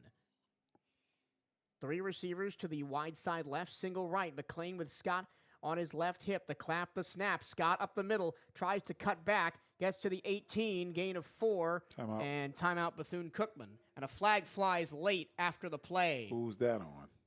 Wouldn't be surprised if it's us. Does it look like they pointing at Alabama State? They'll reset the game clock to 17 seconds. They pointed on us. And that might just take the points off the board for the Wildcats. It was a 4-yard run for Scott. And the Wildcats look to immediately call a timeout because the ball died in bounds. They got to figure out. Personal foul against us. Unnecessary roughness on the Cats. The Wildcats averaging 6.8 penalties per game, 62 yards of penalties per game. And that probably takes points off the board for us in this half. That's the wrong time to do that, man. 17 seconds on the clock. You're driving the football. You're going to take the ball back across the 30-yard line now at the 33-yard line. Now we got to pass. Got the All-American quarterback, Bernard Hawk, standing by for halftime. And Wildcats will take a timeout, of course, to stop the clock from running as well. So that's their second timeout. 17 seconds to go in the half, down 31-14. A brutal penalty, unnecessary roughness. That's Morales, the tight end, was called for unnecessary roughness. Now you got to go downfield with the football. Yeah. It'll be a long field goal from here, too. But that last almost one, 50 yards. That last extra point got me kind of weary. But we'll take it if we can get it. Take those 3. Volleyball returns to Moore Gymnasium this Wednesday as SWAC play rolls on. Catch all the action as the Wildcats host rival Florida A&M Wednesday, October 8th. Admission is always free at Moore Gymnasium, but if you can't make it to the game, all the action is free at youtube.com/CatEye Network. In the black hole? In the black hole? The freshly painted Moore Gymnasium. 2nd down and a country mile for the Wildcats at their own 33. Got to get to the 13. Now they're going back to the 4-man front. Yeah. So 2nd down and 20 after the penalty. 4-man front now. And they'll blitz. McLean Run it, Timmy. runs up the middle and doesn't get anything. In fact, loses a yard back to the 34. Nobody was open. Everybody was running deep routes. Nobody That's the underneath. last timeout for the Wildcats with 9 seconds left on the clock. This would be a 50-yard field goal. If you run Huggins across the middle, man, that would have been perfect. He locked up down in the 20. The other two guys were down in the end zone. So it'll be 10 seconds left. And you got to trot out Dominguez here. His long on the season is 35. What down is it? It's third down, but there's 9 seconds left. Got to go long. You got to go to the end zone with one. Hopefully you get a jump ball or a penalty, and then you kick the field goal. His career long, Juan Dominguez, is 45 yards. Hit that at Jacksonville Community Christian College last year, where he was 8 of 9 on field goals. He's 4 of 5 this year with a long of 35. That 35-yarder came in the first game of the season against FIU. Yeah, the next field goal is going to be almost close to 50 yards. So it's third down and 23 for the Cats. They're at the Alabama State 34. Can't let the ball die in bounds here with 10 seconds left and no timeouts. Got to go deep and to the boundary. McLean throws far side, caught. Out of bounds, Lorenzo Jenkins, close to a first down. Time for another play. At the 24-yard line, so it'll be fourth down. And oh no, that's back by the original line of scrimmage. Yeah, I'm looking at the marker wrong. So we got 9 yards on the play, and here comes Juan Dominguez to try and eat into this lead a little bit. Let's make a clean snap and clean hole here. This will be a 41-yarder, ball right hash. This will be a season long for Juan Dominguez if he does indeed get it. The holder is Max Tulin. The long snapper is Cole Hash. Ball on the right hash marks. Snap, hold, kick is good. No good. Missed it right. Had the length, but not the accuracy. Missed it to the right. That's the second miss of the season for Juan Dominguez. That 41-yarder, no good, and the Wildcats will stay down 31-14. As we got that official down. We have an official with an injury on the far sideline. And they may just go to the half here with 1.2 seconds left. Both teams just may say, it's okay. We'll go to halftime. As the coaches in the BCU coaches box next to us say, we're headed downstairs to reconnoiter.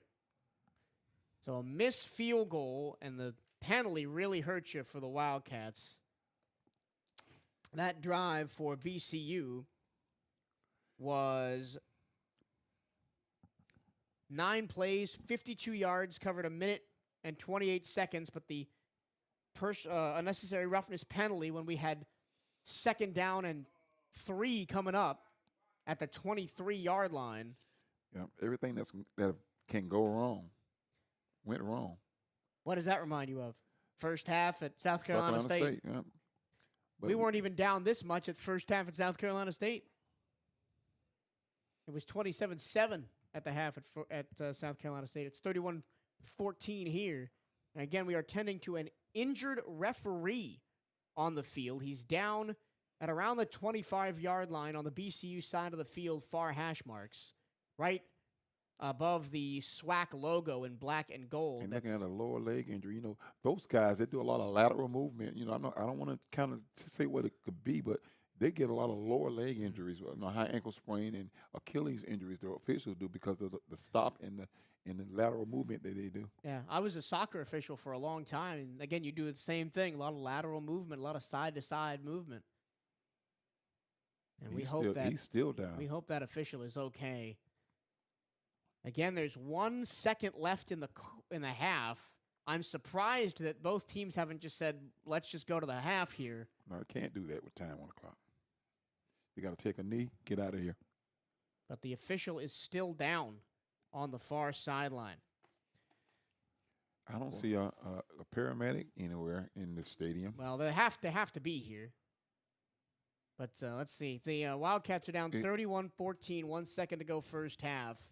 There's not a golf cart either. I'm looking for a paramedic. Alabama State has scored on every drive save one in the ball game. touchdown, field goal, touchdown, touchdown, punt, touchdown, the Alabama State drives. The Wildcats touchdown on one play, 85 yards, turnover on downs, punt, fumble, punt, touchdown, field goal, miss.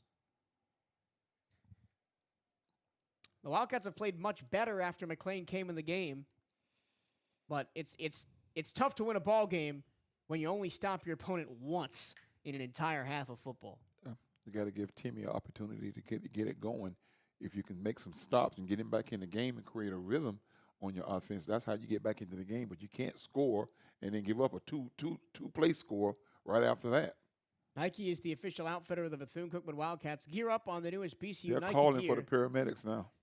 at Nike.com/Bethune-Cookman Wildcats. It's a lower leg injury because they're down there holding his leg. Make sure you are representing Bethune-Cookman University Athletics to the fullest, featuring all new items by the latest BCU gear online at the Bethune-Cookman online store.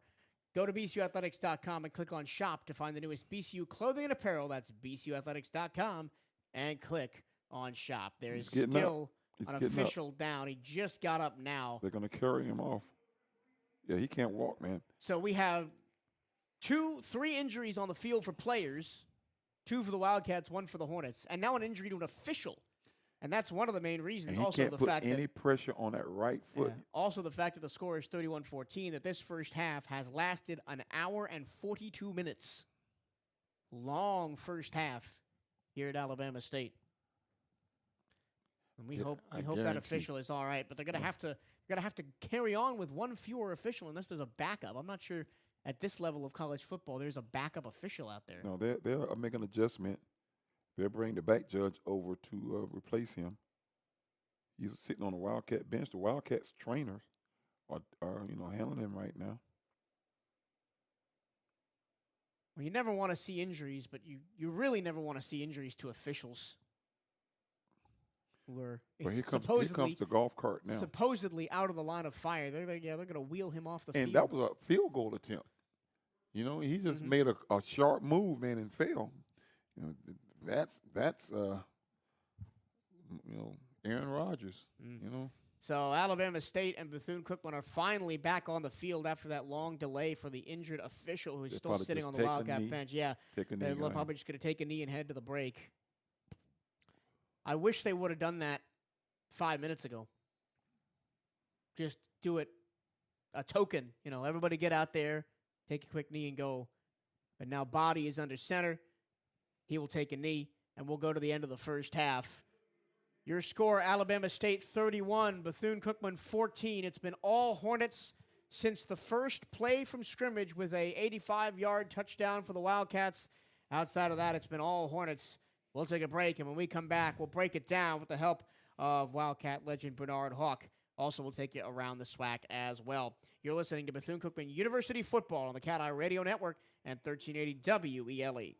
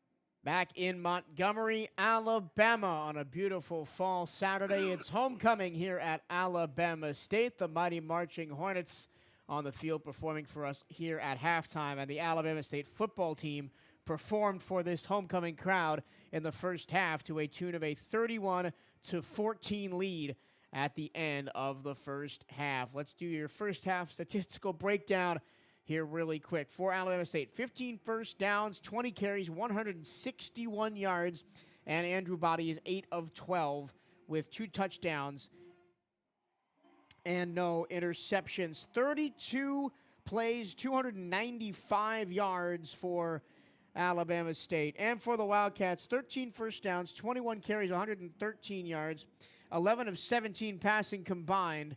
No, 1 touchdown, no interceptions. The Wildcats have fumbled the ball 1 time. Neither team has picked the ball off. The only turnover was that 1 strip sack fumble by Cam Ransom that forced him to come out of the game. Some individual numbers for the Wildcats. Rushing the ball, Ali Scott Jr. replaced the injured Kamani Robinson and went 6 carries, 48 yards, with a long of 24 and an average of 7.8. Before he went out, Robinson was 5 carries, 32 yards, with a long of 15 and an average of 6. Timmy McLean, 6 carries, 21 yards. Javon Ross had 1 carry on a jet sweep. Passing, Cameron Ransom, before he went out with an injury, was struggling from the start. 2 of 6, 96 yards, that 185-yard touchdown, the majority of his work. And then Timmy McLean came in, went 9 of 11 to end the first half, 100 yards even with a touchdown. They both took a sack. Receiving, Javon Ross, 8 targets, 5 catches, 63 yards, with 26 being his long. Malik Huggins, 96 yards on 3 carries with his 85-yard touchdown and a 3-yard receiving touchdown across the middle as well. He's got both Wildcat touchdowns in the first half. Lorenzo Jenkins, 2 catches, 23. Morales, 1 for 14. Receiving for Alabama State, Jalen Jones, 4 targets, 3 catches, 52 yards. Ajay Harrell, 2 catches, 51 yards. Asa Gregg, 1 catch for 16. Derek Harden, 1 catch for 13 and a touchdown. Jalen Jones has the other touchdown for Alabama State. Rushing for Alabama State, Andrew Body, 5 carries, 73 yards. That's an average of 14 yards per carry. Doesn't have a touchdown, but has done pretty much everything else, along of 35 to set up that touchdown right after the Wildcats turn the ball over. Jamari Holtzclaw, 5 carries, 49 yards, a touchdown and 9.8 yards per carry. Marcus Harris, the second, 5 carries, 26 yards, 5.2 yards per carry. And Carl Ligon, 4 carries, 16 yards, 1 touchdown, and 4 yards per carry. On defense, Keen Lewis, total of 6 tackles to lead the Hornets. Drake Johnson has 5. Jaleel Lenore has 5. Deshaun Sims has 1. Lenore has 1 sack and the tackle for loss. And for the Wildcats on defense, Antoine Watts, 7 tackles. He came into the game with the second leading tackle mark of the SWAC of 38. He continues to lead the Wildcats. Steven Sparrow, 4 tackles. Adrian Hall, 3. Cornelius Bass, 3. That gets you your halftime score of Alabama State 31, Bethune-Cookman 14. I'm now joined on the BCU halftime show by Wildcat legend Bernard Hawk. Well, last time, Bernard, you were with me on the halftime show, was at South Carolina State, and we were in a pretty similar position where the other team's offense pretty much got all they wanted in the first half. Yes, and I think, pretty much like yourself and all the other Wildcat faithfuls, we were hoping for, something miraculous, to happen, especially with Cam coming in the way that he did. And, he played a superb half in the time frame that he was allotted to do so. But unfortunately, we did come up short. And I'm thinking that spinoff from that allowed us to win our next 2 ball games. So therefore, now where we are now, I have no doubt that even the scores look kind of lopsided, 31-20, 31-20, 31-14. Yeah. I'm thinking about my score for 40 years ago. We beat them 31-24, but we were in the Crampton Bowl. Unfortunately, Cam has suffered an injury, and I hope it's not nothing major. But it also allows Timmy to come in and regain his confidence and allow himself to, step it up to where we have, full confidence in him as well to bring us a victory. Defensively, right, this is the best offense in the SWAC, and it's not close, in my opinion, in Alabama State, and Andrew Body at quarterback. Coming into the week, we talked about spying the quarterback, putting extra guys, sending extra pressure. We haven't really done that. We've played them straight up. And when you play an offense like that straight up, you're going to get burned like we have. Yes, and, it's strange you say that because Deputy A.D. Bright and I were texting each other, before the game, and he pretty much was talking about, the success that Body is having. I'm not too slightly impressed at this moment, but, we need to have a little bit more pressure, and we need to have some schemes to where they don't know exactly what we're doing because some kind of way their scouting report is making us look as though, we just do not have, the mechanics and the tools, to be an effective defense and to slow people down and stop allowing Alabama State to put points on the board. When Timmy McLean came in, Alabama State changed to that 3 front. They went 3-2-5 on the defensive side. That kind of allowed the Wildcats to run the ball a little bit better. Do you think that continues in the second half? And if it doesn't continue, if they go back to a 4 or 5-man front, what do the Wildcats have to do to continue moving the ball? Well, the 3-2-5, yes, you're gonna have an opportunity to gain some yardage on the ground. But when you go to that 5-2, that's passing all day long for me personally, and that's something that I think and I hope that Timmy can, regain that confidence. Like I say, have his offensive line, put together a game plan and say, hey, we're going to protect you, do what you do best, and get the balls in the hands of our excellent receivers that we have, and even dump it off to our backs. But we got to have a complete ball game because every time Alabama State scores, we got to score once or twice, to regain ourselves and put ourselves in a position to win this ball game. Once again, your score, Alabama State 31, Bethune-Cookman 14, getting ready for the start of the second half. Let's go around the SWAC. It's a light week in the SWAC this week with the Mississippi Valley Florida A&M game. Florida State game. I don't know what I'm thinking. I'm thinking of Florida State Miami later tonight. That one's going to be a good one. But in the SWAC, Florida A&M and Mississippi Valley State, that game originally scheduled for Atlanta got postponed and moved to Itabena. They're now going to play the week after the Classic on Thanksgiving. That's a whole mess. So we're left with only 3 conference games outside of this one this week. Alcorn State hosting Prairie View A&M. It is Prairie View 10, Alcorn 3 with 5 minutes to go in the first half in that one. The other games today, Jackson State hosting Alabama State. That's a neutral site game in Mobile, Alabama, the Port City Classic. That game just kicked off 3 minutes ago, so still scoreless out there. And at 6 p.m. this evening, it's Texas Southern and Arkansas Pine Bluff out in Houston. That's your around the SWAC. Bernard, before we get back to action here at Alabama State, your final thoughts on this first half? Again, I'm, like I say, Deputy A.D. Bright, made a statement that we're going to shock the nation today. And, I believe that, and I'm hoping that the Wildcat faithful and Wildcat Nation believes the same thing. This game can turn around. And like I say, personally, looking at Timmy to step up and be that leader that we all know that he can be. He was brought in here for a variety of reasons, and those reasons need to be exemplified today out here and help us win this ball game. Talking to Bernard Hawk, former Bethune-Cookman quarterback. Thank you so much for your time, and I'm sure we'll speak to you again later on down the road. We are just about set for second half football action. It's Alabama State 31, Bethune-Cookman 14. Alabama State will get the ball to start the second half as we bring Daryl back in for the call of the second half.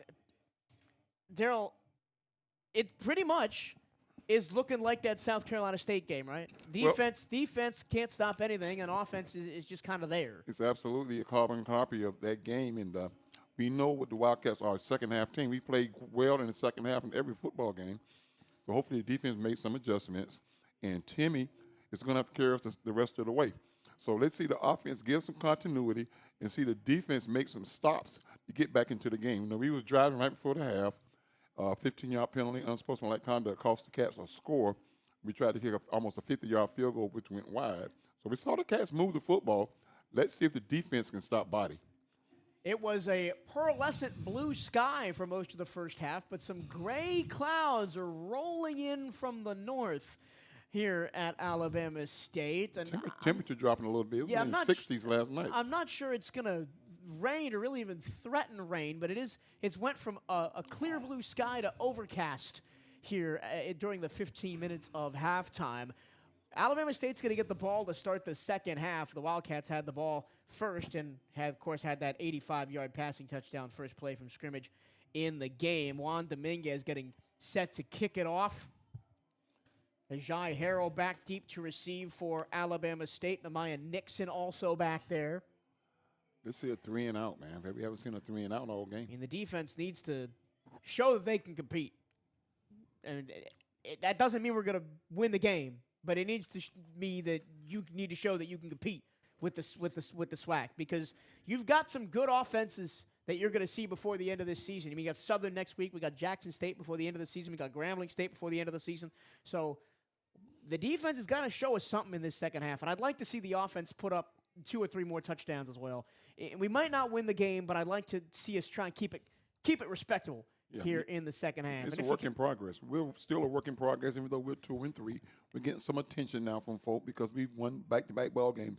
But we're still growing and we're still working. Let's continue to play good football. And a reminder that this Alabama State team, in my opinion, they're the best. Is the best team in the SWAC. Absolutely. Bar none. As the kickoff goes left to right, Dominguez trying to corner Harrell at the 6-yard line. He takes it out, has blockers at the 15, undercut at the 16-yard line. Was the ball on the ground? No, ball's not on the ground. I thought the ball came out great. That was a great hit by number 24. Yeah, great hit. That's Dwight Jacobs. No, correction, writing the wrong roster. Jordan Johnson on the stop for the Wildcats. He had a great special teams tackle last week, right before that final drive for Alabama A&M. Now, remember, Alabama A&M, yes, good win for the Wildcats, but that was a different kettle of fish than this Alabama State team. Yeah, Andrew Body's a great quarterback that can read the defense, and he can take advantage of it with his arm and his leg. Yeah. But this kid, Jordan Johnson, out of Georgia, Northwest Mississippi Community College, great special team player for the Cats. For the 19-yard line, the handoff goes to Holtzclaw up the middle, bear hugged and dropped by Steven Sparrow, but not before a gain of 5 yards to the 24. Sparrow's making the stops, but the defensive front has to hit those gaps to cause him to have to bounce that. They'll give him 6, actually, up to the 25-yard line. The handoff to Holtzclaw running strong side. He got nothing. Absolutely zero. That's the best stop for the Wildcats on a run today. Lurie and Bass combined on the stop on the left-hand side of the defensive line. I just mentioned that. You got to hit those gaps to cause them to bounce, and hit that gap right time, and those are stone wall. 3rd down and 3 now. They'll spot the ball at the 26-yard line. Can we get 3-and-out? Got to get to the 29 for a first down. Body with Holtzclaw on his right hip. 2-by-2 the receivers. Ball far hash with Bama State going right to left in this third quarter. Body looks to the sideline. Motions a receiver across. That's Johnson. He takes the snap. He rolls left. He looks for Johnson in the flat. He finds him at the 30. First down Alabama State to the 35 in traffic and wrestled down at the 37-yard line. I saw that play all the way. You saw me pointing down there because I knew they were going to run that little twist down there with Jones, not Johnson. Jones and Harrell look alike. The numbers with it. Yeah, the whole every single number on Alabama State because of that goal. Because the gold with the white stroke on the side. 1st and 10 from the 37. The handoff goes to Carl Ligon. Nope, Jalen Jones got it. No, quarterback keeper around the left-hand side of the 50 near side. Finally pushed out inside Wildcat territory at the 45-yard line. Another massive gain for Andrew Body in the rushing game. He's averaging 15 yards a carry. Kid's a super quarterback, man. He's a great kid. You got to give him his credit. But well, and if he'd handed the ball off to Ligon, it would have been a touchdown because there was nobody in the middle either. The Wildcats just went to sleep on that play. 1st and 10 for Alabama State into Wildcat territory at the 43-yard line, going right to left in the all-black with old gold helmets. 13 minutes to go, third quarter, 31-14 Alabama State. Clap, body, snap. Handoff to Ligon, running left around the outside. 40, 35-30, 25-20, 15-10-5 down the left-hand sideline, and he's going to be pushed out of the 1-yard line by Antoine Watch. They had that play blocked perfectly. That was a lane down the left side. Cats couldn't contain it. Now this is a statement drive by Alabama State. They said, you are not getting back in this game. 41 yards for Carl Ligon. They're averaging 38 points a game, so they're about to get that 38. With 12 minutes and 35 seconds to go in the third quarter. First and goal at the 2 for the Hornets. Body with Ligon. I would give the ball to Ligon here. He did all the hard work, let him finish it off. Timeout. And they couldn't get set. They're going to have to call a timeout, and I'm sure Eddie Robinson Jr., head coach, will not be happy about that. Eddie Robinson, of course, in his 4th year as head coach now at Alabama State, graduated from Bama State in 1994, SWAC Defensive Player of the Year in 1990 and 1991, was the Houston Oilers' second-round pick in the 1992 NFL Draft. Played 11 years in the NFL with the Oilers, Jaguars, Titans, and Bills, and has done a great job in 4 years with Alabama State. Now, I mentioned right at the top of the show that the big criticism of Eddie Robinson as the coach here at Bama State is he haven't been able to win the big games. He can't beat Jackson State. He's lost, Alabama A&M, and lost those rivalry games. Can't get to the SWAC championship game. I think this is the year he breaks that curse. This is the best ball club he's had, and it's hard to imagine he played linebacker in college and in the NFL, but he's a little slim guy. I saw him before the game. He gave me a wink. He and I are good friends, along with Terry Sims. And, he said, "We coming at you today, big guy." And I said, "Yeah, okay, I hear you." Chris Barnett is the Alabama State offensive coordinator. It's his 2nd season at ASU. Last year, Alabama State rushed for 2,372 yards, had 4 games with 200-plus rushing yards, and had a season-high 308 against Bethune-Cookman. Of course, when you have 5 quarterbacks get hurt, you're going to have to lean on your rushing game. Yeah, they had bad luck with the quarterback. But here's what I want folks to hear. Alabama State has been growing the last few years. They've been knocking, and they're where we're trying to go. We're trying to get the continuity that they have. But this club right here has been trying to play well. They lost 5 quarterbacks last year. The year before that, they had a bad time.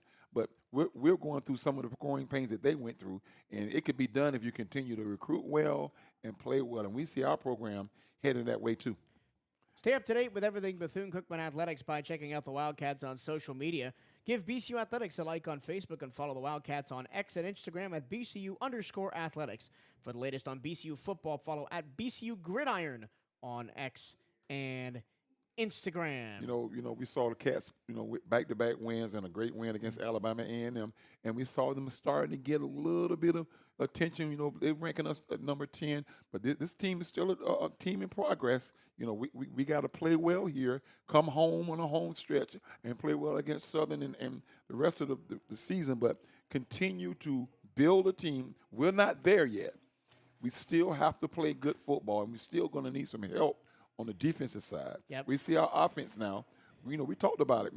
First 2 years he was here, defense was tearing people up. We couldn't get into offense. Now the offense is putting points on the board, and our defense is kind of struggling. So this program's still building. Yep. Of course, Wildcats are home 3 of the next 4 weeks. Southern on the 10th, Pine Bluff on the 25th, and Mississippi Valley State on the 11th of on the 1st of November. That's October 11th against Southern, October 25th against Pine Bluff, and November the 1st against Mississippi Valley State. All 3 of those at 3 o'clock at the stadium. And then we're done at the stadium. And just in case you didn't hear, we're not playing in Tampa next week. We're playing at home now. Don't go over to the Raymond James. You'll be there by yourself. But I think we should give Southern a game next week. We should give Southern a game. We match up with them very well, and we played them tough in Baton Rouge last year. We lost in triple overtime? 5 overtimes. 5 overtimes, quadruple, 5 overtimes. Yep. But like I said before, these kids going to play well at home because the jungle and the crowd in Daytona had these kids playing well the last 2 games. On the road, it's a different kind of animal. Yep. So right here is the opportunity for the Cats to see if they can get a stop. So after the Alabama State timeout, it's first and goal from the 2-yard line for the Hornets. And they're doing what I think they should do, which is give Ligon a chance to finish this off. He has a 41-yard run to get him down inside the 5. Body is going to hand the ball off to Ligon. He's going to follow his blocker around the left side, bounce off a body, and score a touchdown. A ruthlessly efficient drive for Alabama State. 81 yards, and it's 37-14. I think the important for the Wildcats now is to not give up 55 again like they did to South Carolina State, but we are headed in that direction. I think it's important when you look at the makeup of the schedule. You play 2 great games at home, Now you get a chance to really measure yourself to see who you are. Then you play the best team in the SWAC, and then you show up like this today. A Kell extra point good. 12 minutes and 13 seconds to go in the third quarter. It's Alabama State 38, Bethune-Cookman 14. We'll keep it right here, I believe. I didn't see the red hat on the field. So we'll keep it right here for the Wildcats to get their first chance on offense of the second half. Do you think Cam comes back, or do you think this is Timmy's game? This is Timmy's game. What you do is you come back with the package that you gave Timmy.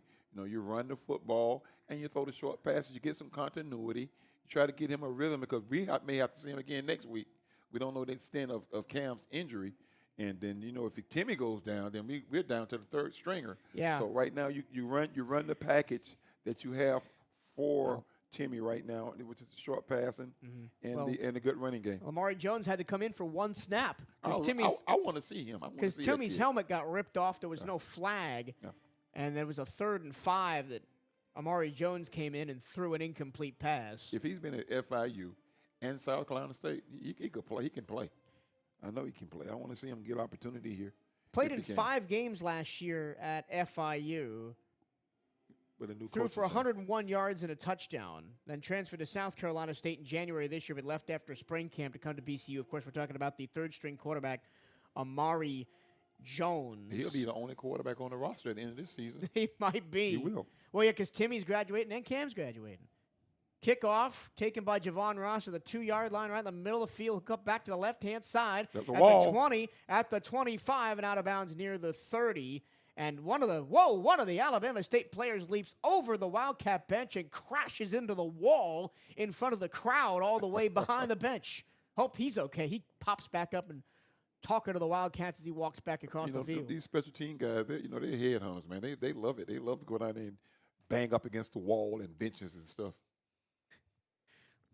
When the coaches say enjoy contact, I don't think that's what they mean. Don't go running into the wall. All right, here we go. 1st and 10 for the Cats. They're at their own 30-yard line going left to right. It is McLean and Kamani Robinson back in at running back after going out with a little injury in the first half. Robinson goes out in the flat. McLean dumps it over the middle to Ross to avoid the blitz. Ross in the lane to the 45 at midfield before he's finally wrapped up and dropped by Corey Lucius. This kid's having a great year, man. He suffered an injury against South Carolina State that we thought was going to keep him out for 2 weeks. He was back the next week. And, of course, scored his first 2 collegiate touchdowns last week against Alabama A&M. That's a 20-yard pickup for Javon Ross. And great job by McLean to stay in the pocket in the face of the blitz, take a shot, complete the short pass, and let his speedy receiver, Javon Ross, do the work for him. Right at the midfield stripe, the handoff goes to Robinson. He puts his head in the pile and gets 2 yards to the 48. Now they'll give him 1 more to the 47 before he's pushed back by a wall of Alabama State jerseys. You got to remember, Timmy has played big-time Division I football. This does not scare him. He know he has an opportunity to take the reins because Cam is out. He's poised to take this team down the field. Wildcats sub. Javon Ross comes off. Ricky Shaw comes on. Malik Huggins goes in motion to the left-hand side of the formation. Those will be 2nd and 7 for the Cats just across midfield to the 47-yard line of Alabama State, attacking the end zone to listeners right down 38-14 with 10:55 to go in the third. Now the motion, Huggins back across the formation. McLean hit as he throws and throws it into the ground over the middle of the field looking for the crossing Huggins. He got buried. He had to release that a little bit early because of the blitz. And if he'd had a half a second, he'd have completed that pass to Jenkins. I'm trying to see where Cam is. And Jaleel Lenore came in on the linebacker blitz. 3rd down. And made the hit. Now it's 3rd and 7. And how quickly the momentum can change, right? Just one play. I don't see Ransom is on the sideline. They've been blitzing McLean on this drive pretty often. Cam has his helmet on, so look like he's ready to go. 3 right, single left. Ball left hash, 3rd and 7. McLean against the blitz, has to scramble to his left. Moving the pocket, now he takes off and runs. Cuts at the 45, at the 40. That's a first down to the 37-yard line. Timmy McLean using his legs, some improvisational trickery for a Wildcat first down. McLean's not a small guy. When I walked up to him today, he's about 6'1", 6'2". 6'1", 195, Timmy McLean. Yeah, he got good size on him. When he get his wheels going, it's going to be hard to bring him down. He juked the will linebacker, Denzel Johnson, pretty good in the middle of the field there. First down for the Cats. Good drive.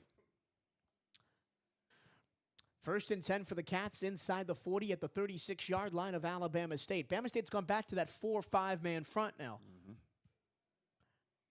Four-man front linebacker blitz. McLean throws to the far side, caught by Bun. That's just going to be a 3-yard gain up to the 32. But again, not a negative play. Saw the blitz coming from the corner, threw right at that hole that the corner left when the blitz came in. They're like Huggins, eh? Was that Huggins? Let's see. He's coming this way. Let's see that number. That was Huggins. It was Huggins. Yeah, my apology. Again, 9, 5, 4. Huggins wears black shoes. Just know that he always wears black shoes. That's a good spot. I don't usually look for that. Yeah, gain of 4, second down and 6 from the 32. 2 receivers right, single left, ball left hash. Here comes the blitz again. They go it to Robinson off the left-hand side. Robinson breaks the tackle at the 25 and spins to the 21-yard line for a first down, BCU. You know, I talked about that at the beginning of the quarter. You got to continue to run the football. Now we're running that thing to the weak side like they're running it on us. Great block that time by the left side of the line. They brought the double linebacker blitz to the right-hand side, and there was just a little inside trap, and Kamani read it well and cut up to the weak side for a first down. Now from the 21-yard line. McLean immediately under pressure. Going to heave it out of bounds. Yeah, that play looked crazy from the beginning because the ball was snapped. Nobody even moved. Yeah, the center, Christian Loving. Yeah, he messed the timing up. Yeah. He snapped that too early. I was afraid we were going to get a false start penalty. Yeah, because he snapped that. Nobody moved. The receivers didn't even move. Then nobody blocked, and Timmy was left back there like a wounded duck, so he just threw it out of bounds. Second down and 10 from the Bama State 21, going left to right. 8:53 to go in the third quarter. Alabama State 38, BCU 14. Play action. McLean has time now, running out of it. Spins out of a tackle, has his jersey pulled. He throws the ball, intercepted at the 10-yard line. He just got rid of it, and they're coming back to the near side 20, out of the lane to the 25 to the 30. He was picked off by DeMontre Morris. A flag comes in very late. The Wildcats are incensed. They thought they should have a horse collar tackle. Yeah, that was like a horse collar tackle, though. But they had him by the back of the jersey, and Timmy just threw that thing up for grabs. And picked off by DeMontre Morris, his first interception of the season. Good drive, too. That's the second time a good drive has come to nothing. Gosh. They're going to call a hold on Alabama State, but it's after the interception, so they're still going to get the ball and just back them up to the 15-yard line. You got to throw that thing out of bounds, man. He threw it downfield. He threw it straight down the field. Nobody was there but DeMontre Morris. So Timmy's second interception of the season, still hasn't thrown a touchdown pass. You see Cam actually warming up right now. Cam is running around over there like he's ready. He's taking some throws and doing some dropbacks. Every time we've driven down inside the 30, it's come to nothing because we had that 15-yard penalty, and then it was a missed field goal, and now we went all the way down to the 21, and then McLean under pressure just chucked it up over the middle and had it intercepted by DeMontre Morris. They'll back the ball up to the 11-yard line of Alabama State after the penalty. Here we go. 4-down lineman for the Cats. Man in motion. The handoff goes to the right-hand side, and that's a big hole still going to the 15 to the 20. Far sideline pushed out of bounds. That's Jabari Kuykendall, the Houston, Texas native, transfer from Coastal Carolina. We talked about the tackling last week. The best-looking tackling we saw all season was last week. This afternoon, we can't get a hand on the running back. They're going to bring it back. He's going to gain 1 yard on the play. He ran out of bounds at the 19. But that's a first down because they had the ball at the 11. Gosh, I mean, what happened to me? Up to the 21-yard line, first and 10 on a 10-yard gain for Alabama State. I'm not looking at it right.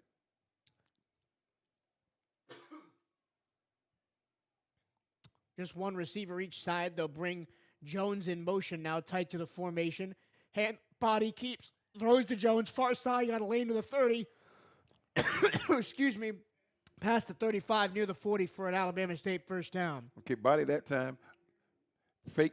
They had a tight formation to the left side, and he faked it to the running back. Everybody flowed that way, and he rolled back and hit that receiver to the weak side. They're continuing to use that weak side attack against us. 2 plays, 2 first downs for Alabama State. They've gone from their own 11-yard line up to the 38. Going right to left. It is all Hornets all the time. 38-14. Bama State over Bethune-Cookman. 7:20 to go and counting in the third quarter. Kuykendall in the backfield with body. Kuykendall gets the handoff, running right, has the lane. Two Nobody missed tackles to the 50 and run out of bounds at the Wildcat 48-yard line by Steven Sparrow. Nobody's tackling out there, man. Jabari Kuykendall with 2 straight carries and 2 straight first downs.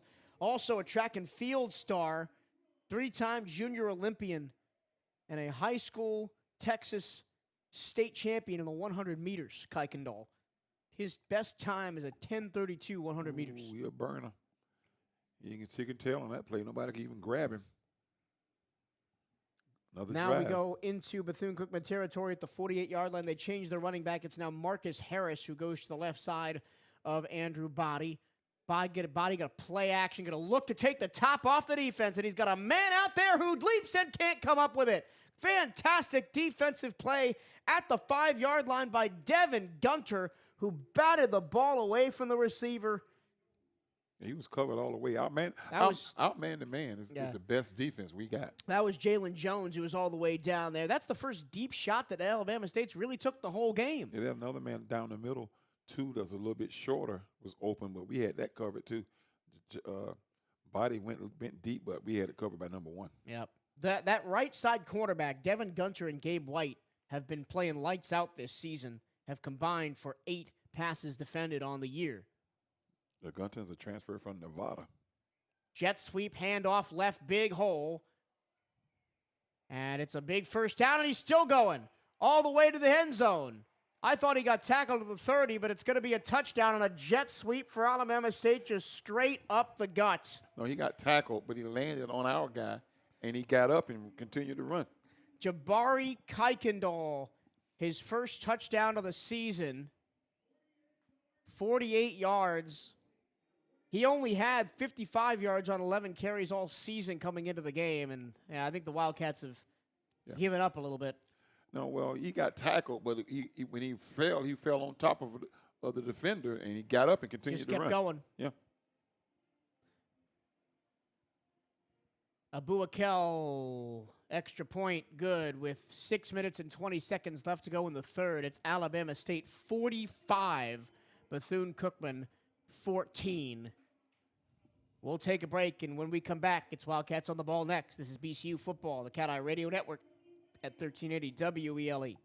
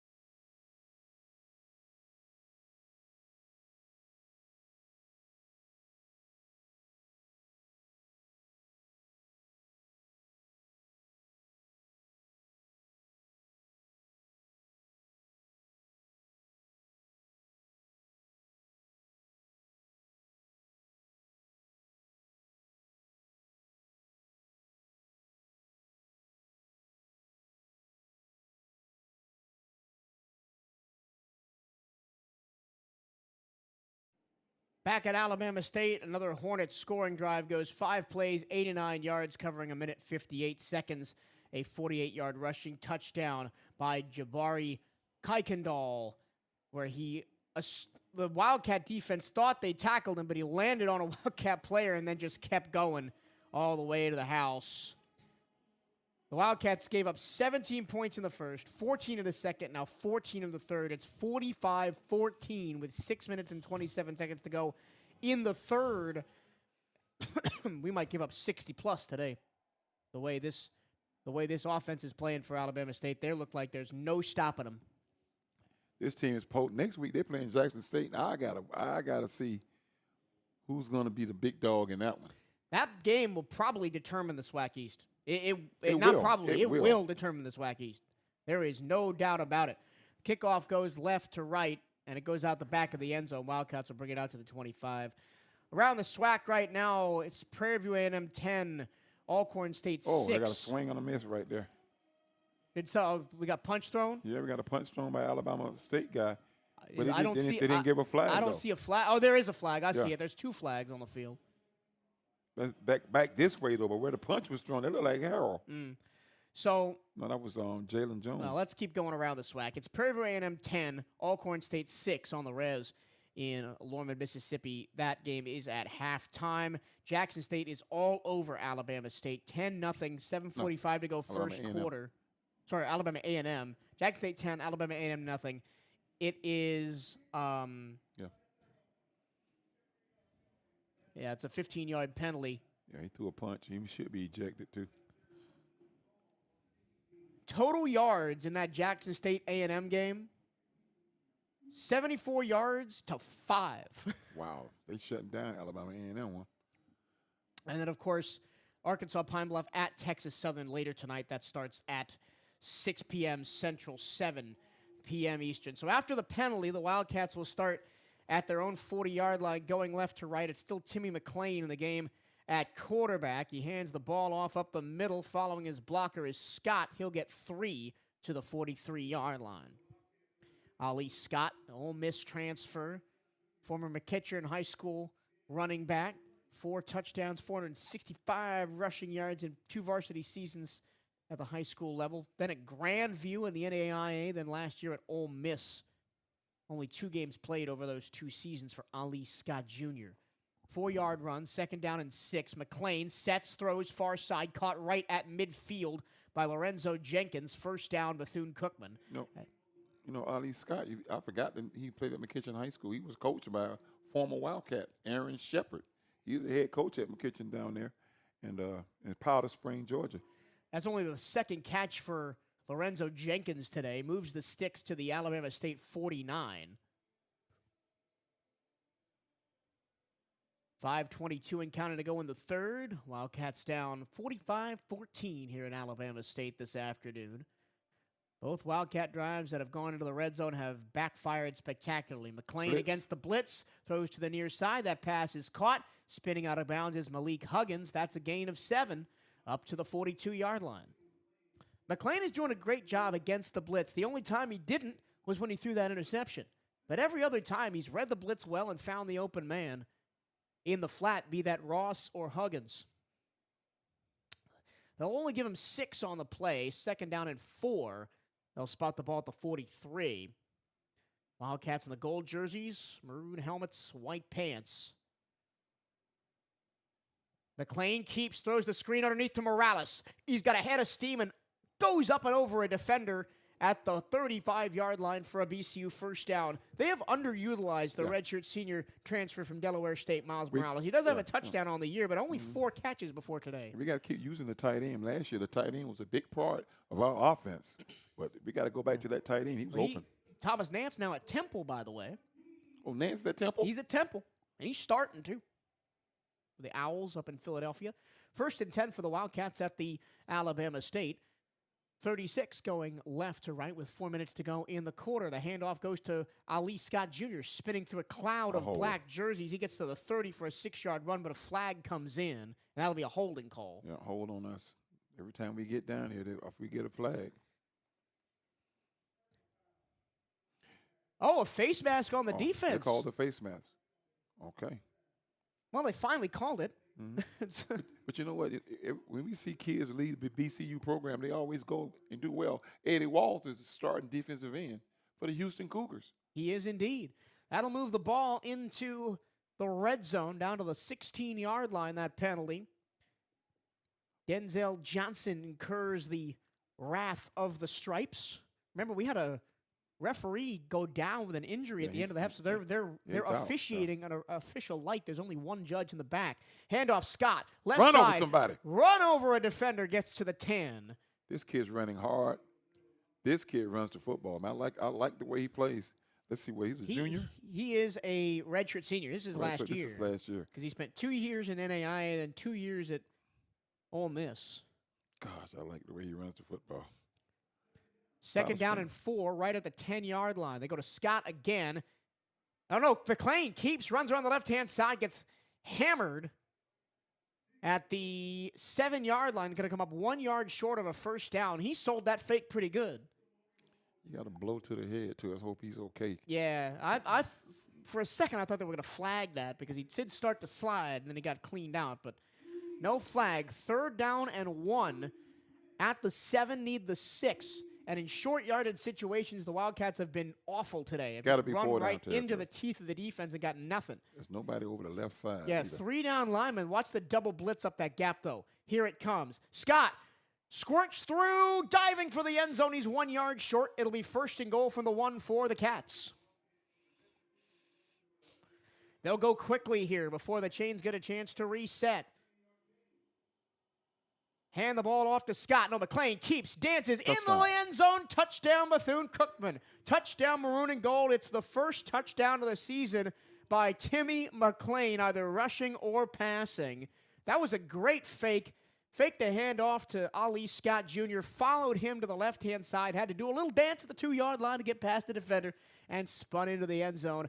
A really pretty black end zone with Bama State in italic block letters on both sides. Brand new turf for ASU this year. It's been here. No, it's been here about 3 years. 2 years. Well, because it wasn't here last time we were here. No, it was here the last time. They had the Bama State in there. This is the 3rd year that turf. Cats never give up. This team will never give up. This team is resilient. No matter what the score is, the Cats continue to fight. The kick is up. And it's good for Juan Dominguez. And now with 2 minutes and 16 seconds to go, the Wildcats score for the first time since the first quarter. It's 45-21. 45-21 with 2:16 to go in the 3rd. We'll take a break and be right back. This is Bethune-Cookman University football on the CatEye Radio Network and 1380 WELE.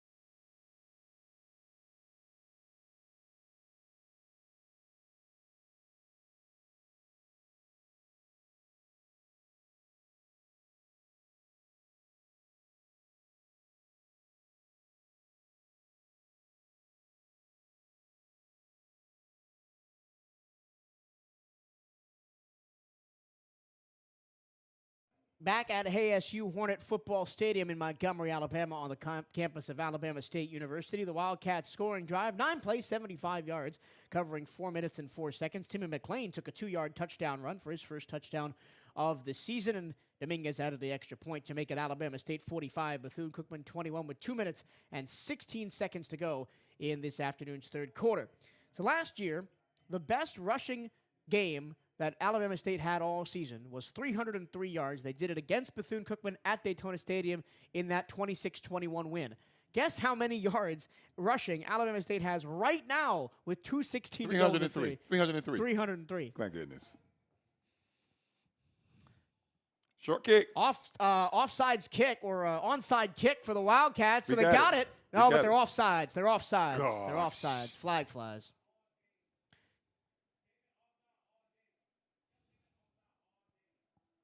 So the Wildcats recovered the onside kick at the 45-yard line, but they were offsides, so they'll just give the ball right there to Alabama State. Or is that a re-kick or? Wait a minute. Were they offside or were we offside? Because there's a flag here And a a flag back there. What if both of them were offside? It was just like, yeah. So we were offsides. Re-kick. Re-kick. Gutsy call to go onside kick. But Wildcats a little bit too eager. And now you want to squib it. You do something different with it to cause them not to have that head of steam. Harold is back deep for them. You got to kick it. You got to kick it, kind of squib it to cause or some off timing because they got a lot of room here to run. 5-yard penalty, right? Yep, back to the 30 now, not the 35. So it'll be good field position for Alabama State if they do decide to kick it deep. Juan Dominguez at the 30 will put boot to leather. This time he will kick it deep. It is Harrell at the 10-yard line. Basket catches it over his shoulder. Far side numbers cutting back to the near side. Hammered at the 20. It'll get up to the 21-yard line. Punches thrown again. These guys are battling all over the place. There's a big pile up at the 25-yard line. There's a flag thrown all the way at the 40-yard line, so not in the area of holding. There'll probably be personal foul on somebody. It's getting chippy. Which there's really no need for that with the score 45-21. Alabama State's kind of playing on the edge now. They got a lead. Let's see, personal foul. On the Wildcats. So they'll move that. Personal foul on both teams. So it's offsetting penalties. Yeah. Both players going at each other right now. I told these special team guys, they headhunters. They're kind of crazy, man. They like to butt heads, butt benches, and walls and everything else. So we can get a stop here. Is Body going to stay in? Body's in the game. I don't think they'll take Body out. I mean, he haven't played in 2 years, so he can get up to him. So their backup quarterback is Tashawn Smoot. He's played 4 snaps all season. First and 10 for Alabama State. They're at their own 23, going right to left, up 45-21, 2:07 to go in the third. That's illegal motion. Man. Body keeps left side, big hole, slides down in front of Nick Rawls, only a 4-yard gain up to the 27. You put a man in motion, and then Body is moving toward the football as a snap. That's 2 men in motion. Quarterback was in motion. Unfortunately, that's never called, and that happens all the time. No, not really, because he was moving forward while the guy going in motion was passing, and he was moving up. That's 2 men in motion. 4 yards on the carry by Body, 2nd and 6 for Alabama State from the 27-yard line, going right to left. Body, the handoff, the big hole off the right-hand side. Kuykendall 40, 50, 40, far sideline, pushed out of bounds at the Wildcat 35. Another massive run for Alabama State puts them all the way into Wildcat territory. Correction, that's Marcus Harris, the senior out of Jackson, Mississippi, the all-time rushing leader at Jackson Academy. 3,864 yards and 55 rushing touchdowns in high school. They'll spot the ball at the 38-yard line. 35-yard carry up to the BCU 38. And the Hornets are stinging this Wildcat defense again. Screen pass, right-hand side. Vickerson, big hole to the 30, chopped down right there by Antoine Watts at the 29. Officially, that's a 9-yard gain. Vickerson, the freshman out of Miami, signed to Western Kentucky out of high school, but transferred here during the summer. His father, Kevin, played football at Michigan State, spent 8 years in the NFL. Dylan Vickerson.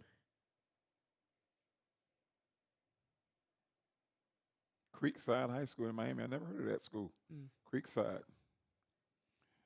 2nd down and 1 after the 9-yard completion on a screen to Vickerson. White is going to the right this time. Watch. They'll hand the ball off to Harris, and he gets the first down all the way to the 21. A pickup of 10 yards on 2nd down and 5, and it's a first down. You know, the Alabama State offensive line isn't bigger than us. They're just making the blocks. Their scheme is just too at the end of the third quarter. The biggest guy they got is Jeremiah Frazier, the center, 6'3", 325. We'll go to the final frame. The Wildcats try to save face a little bit, down 45-21, but Alabama State driving again. They'll have the ball in the red zone when we come back to start the 4th quarter. This is Bethune-Cookman University football on the CatEye Radio Network and 1380 WELE.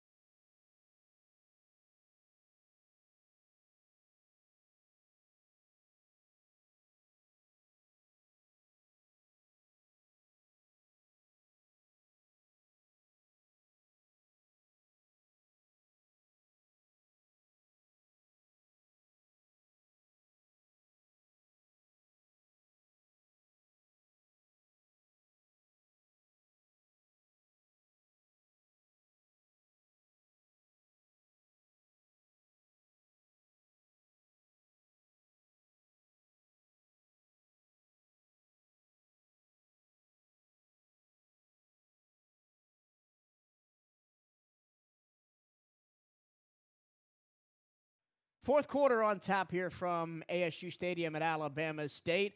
It's Alabama State 45, Bethune-Cookman 21.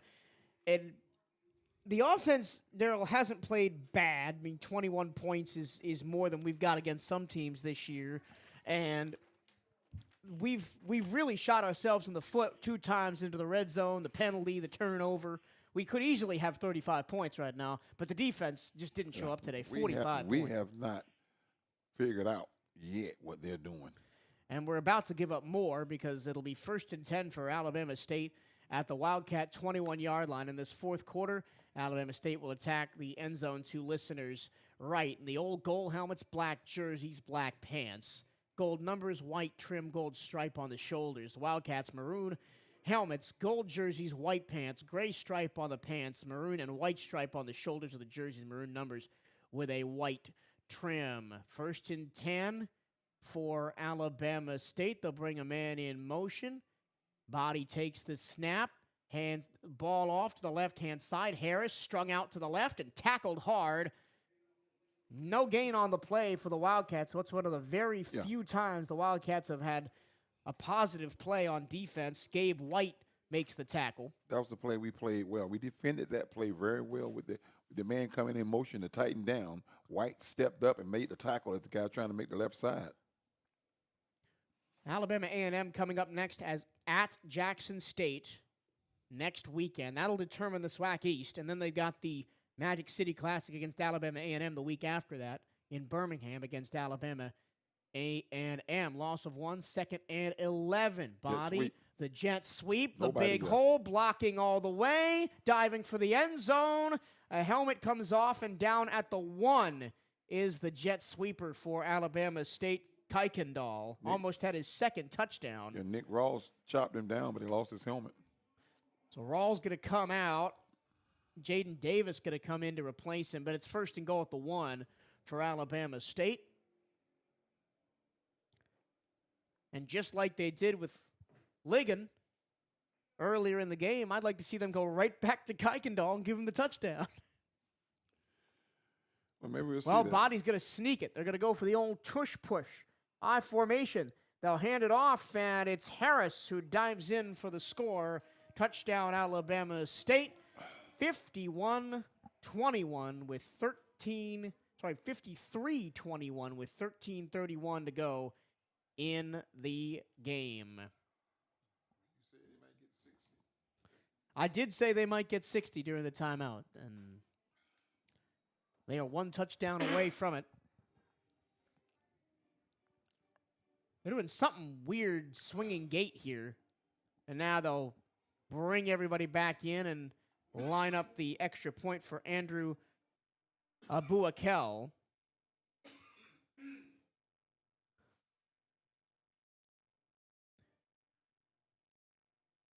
Snap, hold, kick.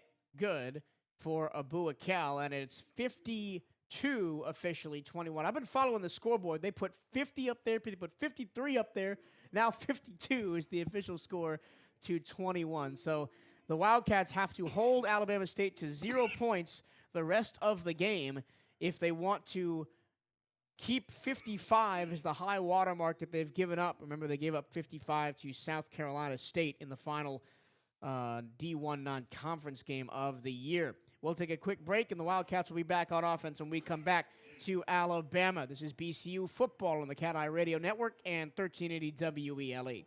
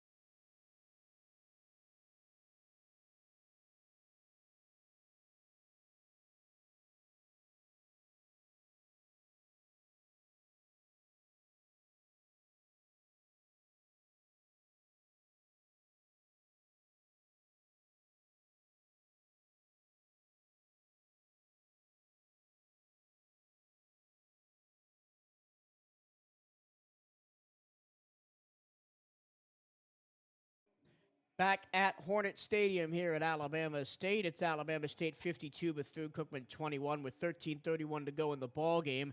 Alabama State's last scoring drive, 7 plays, 77 yards, covering 3 minutes and 36 seconds with a kick by Gilliam. Good on a 1-yard touchdown by Marcus Harris. And the Wildcats will have to keep Alabama State off the scoreboard now if they want to not set a new high for points given up in a game this season.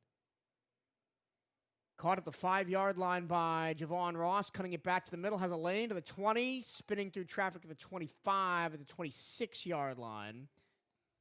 And everybody's behaving themselves, looks like, after Finally. a couple of swings thrown early in the on kickoffs the last 2 times. So I don't think we'll see Cam again. I think it'll just be Timmy's game to close out here as McLean trots back out onto the field. That last scoring drive for Bethune-Cookman was probably their best of the game as they took it all the way down the field and punched it in. That last scoring drive for the Wildcats, 9 plays, 75 yards. They'll start from the 26-yard line. McLean back to pass, dumps it short. Ross over the middle, has a caravan at the 35, at the 40, and he'll be officially marked down at the 40-yard line after a nice little bubble screen set up there to Javon Ross. He's had a really good night, Ross. Yeah, he's had a great day.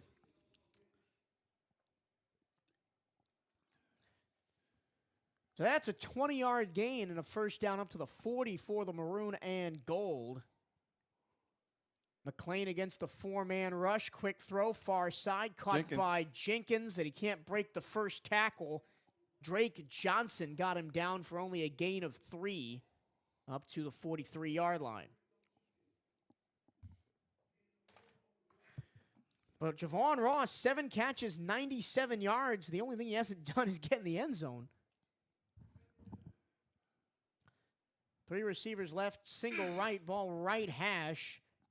The handoff to Scott has a lane to the right-hand side, puts a shoulder into a defender, rolls over a defender at the 50, at the 45, at the 40, and rumbling down inside the Alabama State 40, finally pushed out of bounds at the 39-yard line. He's had another one that's really shown up today. Yeah, he's run the ball hard every time he's carried it this season, and I see why he had opportunity to play in the SEC, because he can tote that rock, buddy.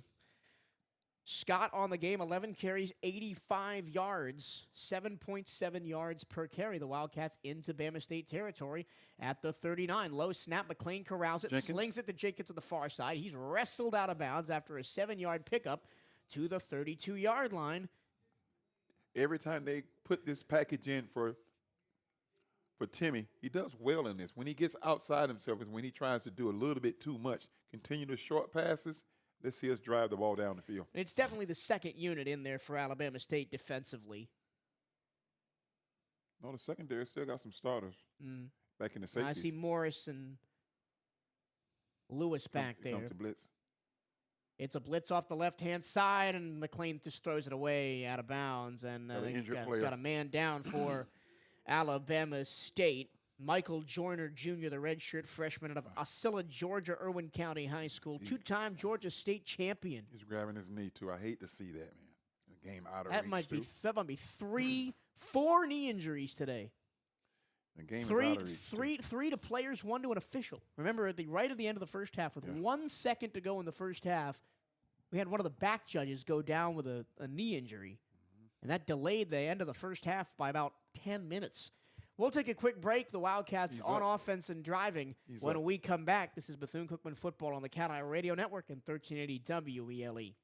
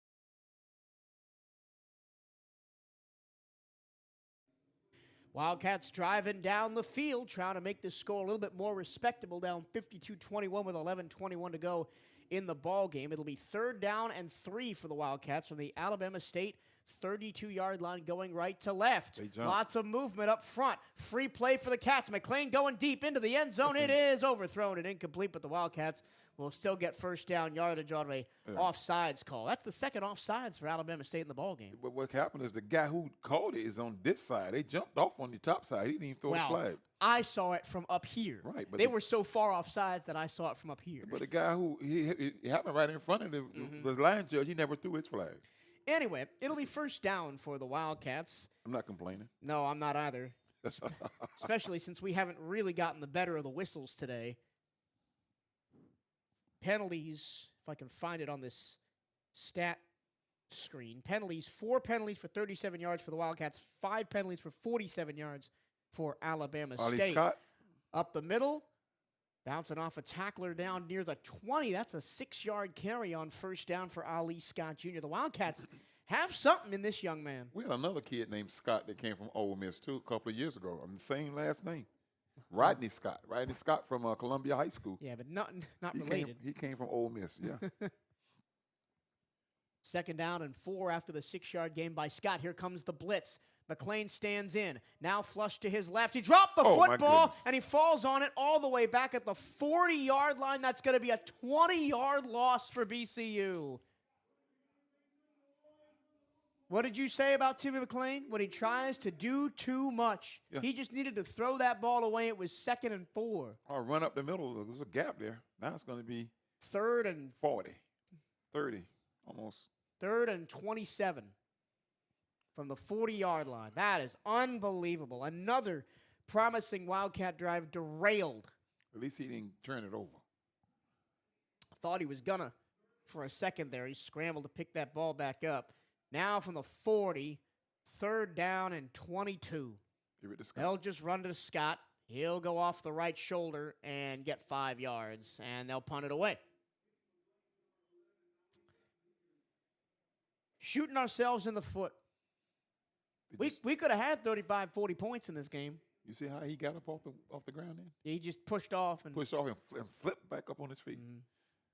We got to go for this 4th and. Why not? Why not, man? Yeah, why not? Down 52-21. The Wildcats got to go for this on 4th and 5, 10, 15, 17. They got 3 safeties at the 20-yard line.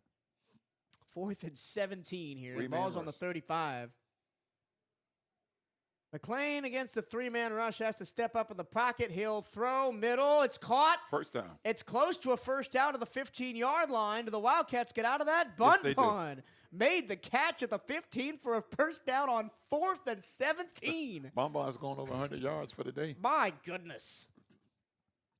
Oh, the falling catch, too. He fell backwards and caught that ball football. was thrown behind him, and he still managed to hang on to it. 1st down and 10 for the 15 now for the Wildcats. 3rd down efficiency just went up. Well, that's 4th down efficiency. 4th down. Scott running strong side left. Still moving his feet down to the 12-yard line. It'll be a 3-yarder on 1st down. You can always tell when he runs the football because at contact, the defender goes backwards. He runs hard. He's compact, 5'10", 220. He's the heaviest back we got. I mean, compare that to Robinson. He's a bit taller, 6 foot tall, 190, a little bit slimmer, a little bit shiftier. He's thick down low. I watched him this morning coming to the hotel. 2nd down and 7 after the 3-yard run by Scott. Ball at the 12-yard line of Alabama State. Scott going to get it again, just run into the pile, keep his feet moving. Maybe he got 1. Now it's going to be 3rd down and 6 We can pick at up the a 1st 11. down at the 5, 4? Yeah, see, my thing is, why are we still running strong side? Right, weak. He had a chance to go cut back to the weak side there and pick it up, but now 3rd down and 6. Who's this in the backfield? 29? That's Robinson back. It's 4-down territory. 3rd and 6 from the 11. The slant. Got to get a 1st down at the 5. The 2 receivers slant. right, single left. Javon Ross in the slot on the right-hand side. Huggins on the outside. The slant. There it is. Throws middle, caught at the 4-yard line, 1st down. McLean faced pressure up the middle, and he was composed enough to get it to Morales, the tight end. You called that perfectly, Daryl. Yeah, I read it, and he read it too. There was a guy in his face, so he could have thrown it where he could have scored, but he threw it where he could catch it. Picked up the 1st down. 1st and goal at the 4-yard line now. Can the Wildcats punch this in? Last time they were down here, McLean kept it on a read option and dove into the end zone. This is hard because we had the 2-yard line. Alabama State stacks the box. Robinson off the left-hand side, keeps the feet moving. He dives towards the pylon. He's going to get to the 1. They got 2 yards on the play. 2nd down and goal at the 1-yard line. Here comes Scott back in the game. Give it to Scott. Give it to him. If you heard that bump on the broadcast, that was me throwing my binoculars on the ground when I was trying to pick them up and use them. Scott in the pistol now. 3 right, single left. They'll run up under center. McLean keeps Touchdown. around the left-hand side. Touchdown, Bethune-Cookman. Touchdown, maroon and gold. What a cheeky little play. Touch the tush. Don't touch my push. It's the tush, not push.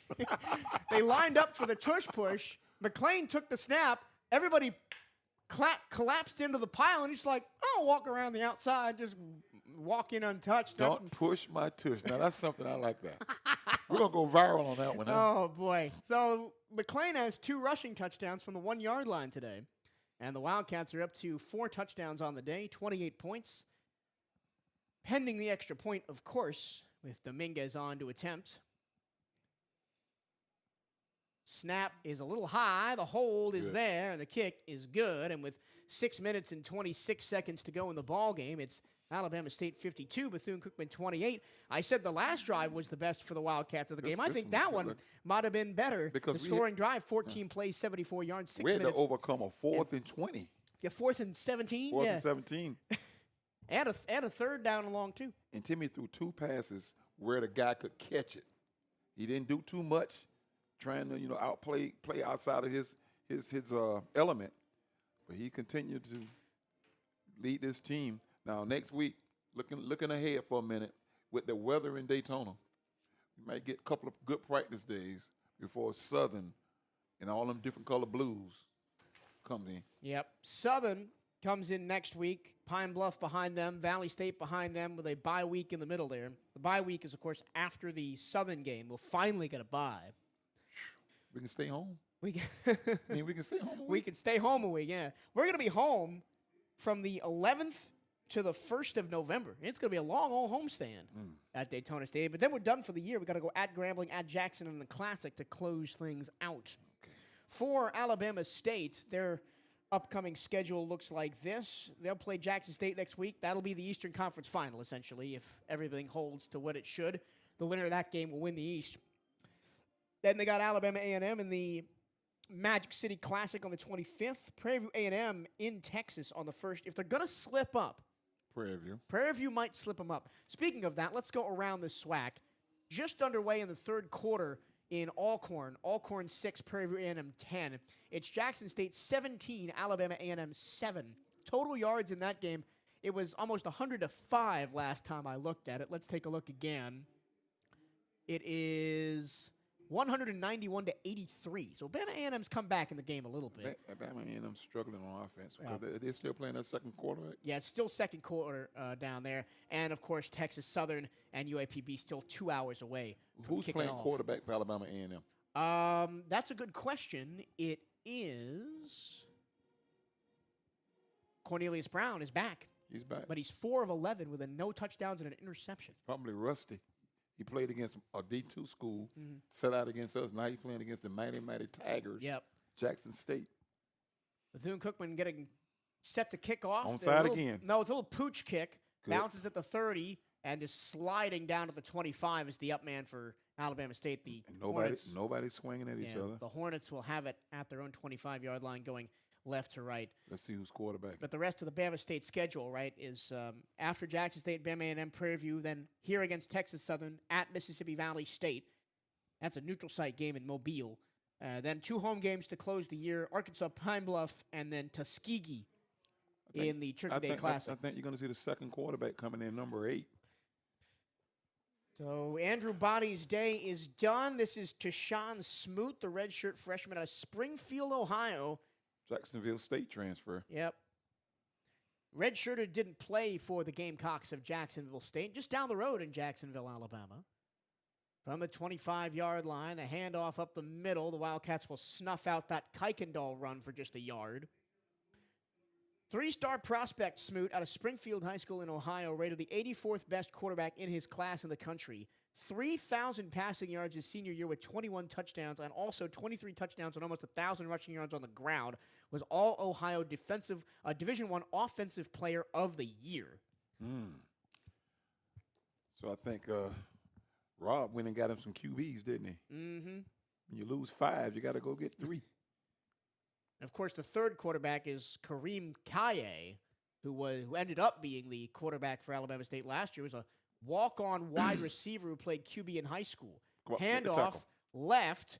They're stringing him out to the left-hand side. A missed tackle to the 30-yard line. The Wildcats will knock down Kuykendall, and it'll be 3rd down and 4 at the 31. Somebody whiffed at the 25. I don't know who that was. It was Naeem Lassiter. So many missed tackles today, which is we were praising the Wildcats last week for not having so many missed tackles, and then today we just can't tackle anybody. It's like the Alabama State uniforms are coated in grease. 3rd down and 4 now for Bama State. Let's get them off. Let's get off the field right here, guys. At the 31-yard line, Alabama State today is 2 of 4 on 3rd down, and they've scored 52 points. I think that tells you all you need to know. Man in motion, Smoot hands the ball off up the middle. Another broken tackle. It's going to be close, but they're short. Kuykendall stopped at the 34, needed to get to the 35, and here comes Harrison Tuck in the punting unit. And we get some applause from the BCU coaches who are right next to us over there. Yeah, I see Gene Desson over there shaking his head like, nope. We've had a bad day on defense. Cat 428 and counting, with opportunity to get more points. Yep. This is only the second punt of the game for Alabama State. Wow. The only other time they had the ball and didn't score was when we went to the half. High snap, Harrison Tuck, the Australian, a high end-over-end kick, fair catch called for and made at the 31-yard line, right in the middle of the field. So here comes the offense back out for the Wildcats, looking to save face a little bit, down 52-28. I can't say the offense has played bad today against a really good Alabama State defense. We have put up more points than the ASU defense allows on average. But if you think about the last 2 seasons, we never scored 28 points in a game. So we're scoring 28 points with our defense not playing well. Yep. The offense has kind of found its footing. And we've left so many on the board, right? Oh, yeah. The interception in the red zone. We left 21 points on the board. Two penalties in the red zone that killed drives. Right, it could have been a tie game. We left 21 points on the board. It could have been 59-52. Well, we can't live in the what ifs. Yeah, what ifs. We got to live in reality. Yeah, I'm just reaching. So McLean is back out there for the Cats. Clap, snap, 4-man rush. There he McLean throws to the man out of the backfield for the Wildcats. He's wrestled down at the 39 after a 7-yard gain. Yep. Let's take our time with this. Is that Juan Rodriguez in the backfield? That's the kid from Norland. No, it's number 30. Who's wearing 30 for us today? That is Rashawn Brown, the freshman out of Pahokee High School. Pahokee. So no Rodriguez today. It'll be Rashawn Brown in the backfield for the Cats. He'll Brown. get the carry, squirt up the middle, keep the feet moving for a 1st down up to the 46-yard line. We got some good little backs that hit up in there, man. I like the running back stable this year. I mean, we even Juan Chino Rodriguez, who we only saw in the first 2 weeks, and I think he's going to redshirt Juan Rodriguez. It was very useful when he came in, and now an appearance for Rashawn Brown. Okay. Lots of movement. They called timeout because they had 2 subs coming off the field. Oh, they have too many men on the field? And we actually was offside. So they saved us an offside penalty by calling timeout. Everybody was confused there. So it would have. Well, I think it would have been an offsetting penalty because they had too many men and we were offsides. Yeah. Well, that was ridiculous. We'll call a timeout for Alabama State. We'll reset. It'll be 1st and 10 for the Wildcats from their own 46-yard line, going right to left. 3 minutes and 7 seconds to go in the contest. Wildcats down 52-28. But it's one of those games where on the plane going home, the offense and the defense are on different sides of the aisle, looking at each other, going. Yeah. The offense going to be looking over there, going. We played well today. What are you guys doing over there? The offense would be eating and the defense would be sleeping. But Alcorn State has taken the lead over Prairie View. 7 minutes to go, 3rd quarter. 12-10. Alcorn over Prairie View. That'll be a huge upset. That would be a massive upset. Prairie View is, and I'm sure you'll hear all about it on Hail Wildcats Radio this week if it does happen from our good old former Alcorn State SID, Brian Harvey. Tomorrow night. Oh, on Hail Wildcats. Oh, on Hail Wildcats. I thought you were talking about the Jerry Bell's. Well, yeah, we'll hear about it on Jerry Bell's show too. 1st and 10 from the 46. The handoff goes to Brown. He gets a big shot, but keeps his feet moving past the 50 to the 48. He's a speedy guy, Rashawn Brown. We have a great stable of back. Now, our offense is looking good. They're a seasoned group. We gotta get some kids out of the portal. We gotta go recruit some kids on defense, man. I will admit, I did not have Rashawn Brown on my 2-deep today. I didn't think he was going to get in. He hasn't played a game all season. Throw in the flat to Ross at the 40-yard line. He's going to get a first down for the Cats all the way to the 39 of Alabama State at the left-hand numbers before he is tackled. He's had a great afternoon, man. Rashawn Brown, all-area first team in high school, 1,300 rushing yards for Rashawn Brown, 12 touchdowns, averaged 9.3 yards per carry. He's a senior. That was Huggins on the catch with the black shoes. McLean looking middle, throwing underneath. Huggins at the 35, at the 30, in the middle of the field. Jump cut, upended at the 25-yard line. The Wildcats are moving the ball at will now against, again, to be fair, mostly second-teamers on this Bama State defense. We are going to hit the 2-minute time out.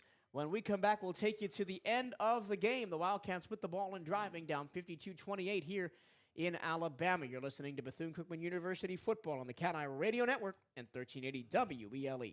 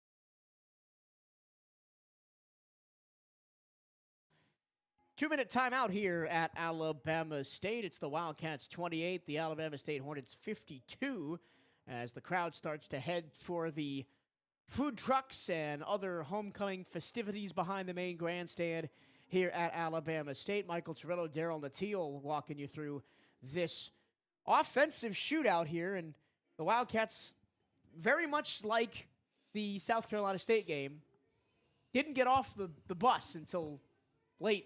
And it's too little too late. Well, we got 500 yards. We have 500 yards of total offense, 517 yards, 326 passing, and we're getting ready to get more. Rushing. 1st and 10 for the Cats. They're at the Alabama State 24-yard line going right to left. McLean hand the ball off to Rashawn Brown. He breaks a tackle, keeps his feet moving through the pile up to the 20-yard line for a 4-yard gain. And he shoved somebody wearing black out of the way when getting up. Rashawn Brown had to be restrained by his offensive lineman. Like, get off me, man. He pushed Tico Schultz back and went, "Hey, get out the way. I want to go fight him." Minute and a half to go. Wildcats looking for some more points, trying to get over 30 against this Bama State defense. Here comes the blitz, slung over the middle by McLean, incomplete. Just on a little slant. Huggins couldn't hang on to it, and it's 3rd down and 6. We'll go for it. even if we get to fourth down. We had that 4th down and 17 conversion in the last drive. I'd like to see us get a score here. A touchdown.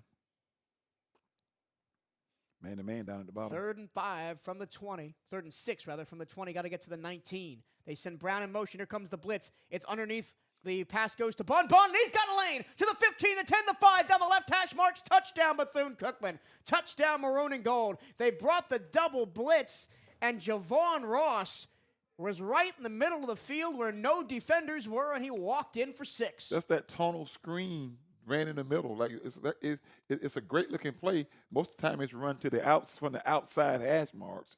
That play is run in the middle of the field. Offensive lineman just stay there. It's a screen up the middle. He cuts behind him in the lane for the touchdown. I got to ask Coach Pimpleton about that play because that play's been working. The Wildcats will get above 30 points for the 4th straight game. We're not going to get above 40 for the 4th straight game, which would be great. We're not going to get there, but remember, this is a Wildcat team that for 2 straight years never scored more than 28 points in a ball game. I think it's good. 1 minute, 19 seconds left. Wildcats 35, Alabama State 52. That scoring drive, 8 plays, 69 yards, 2 minutes and 44 seconds. But again, I would rather broadcast a game where we're scoring a bunch. Well, we're still smiling. We're still having a good time, even though we don't get the victory here. We see something that we haven't seen in a few years. Opportunity. The Cats got opportunity to score. We just got to find a way to stop people. And points. What did I say about 117 points in the last 6 quarters? We say it was going to be a shootout. Coming into the game today? A video game type score, and that's what it is, 52-35. Unfortunately, the score is a little bit lopsided. So the second half is even, by the way. Second half is even, 21-21.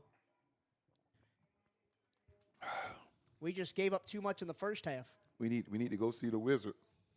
The wonderful Wizard of Oz? Yeah, we need to go find a heart for the defense. I like that. That one's good. Yeah, I don't mean any harm. Everybody knows when you call my house, people going to be calling me. I'm going to be positive about the Cats. Onside kick again. Squibbed up the middle over the head of the returner, Holtzclaw, and he just lays down on the ground at the 23-yard line. We got some swinging. 1:17 to go. No flags. Everybody's going to retreat to the benches. 1:17 to go. Bama State probably just got to run this ball out and go to the end of the game. Take a knee, man. Get out of here.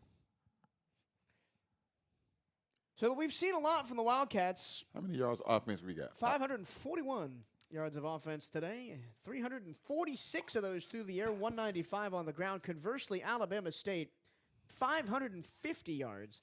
171 in the air. We got 379 yards on the ground for Alabama State. We almost even in total yards. We are. And it's the opportunities, right? The penalties that blow up drives, turnovers. Fumbles.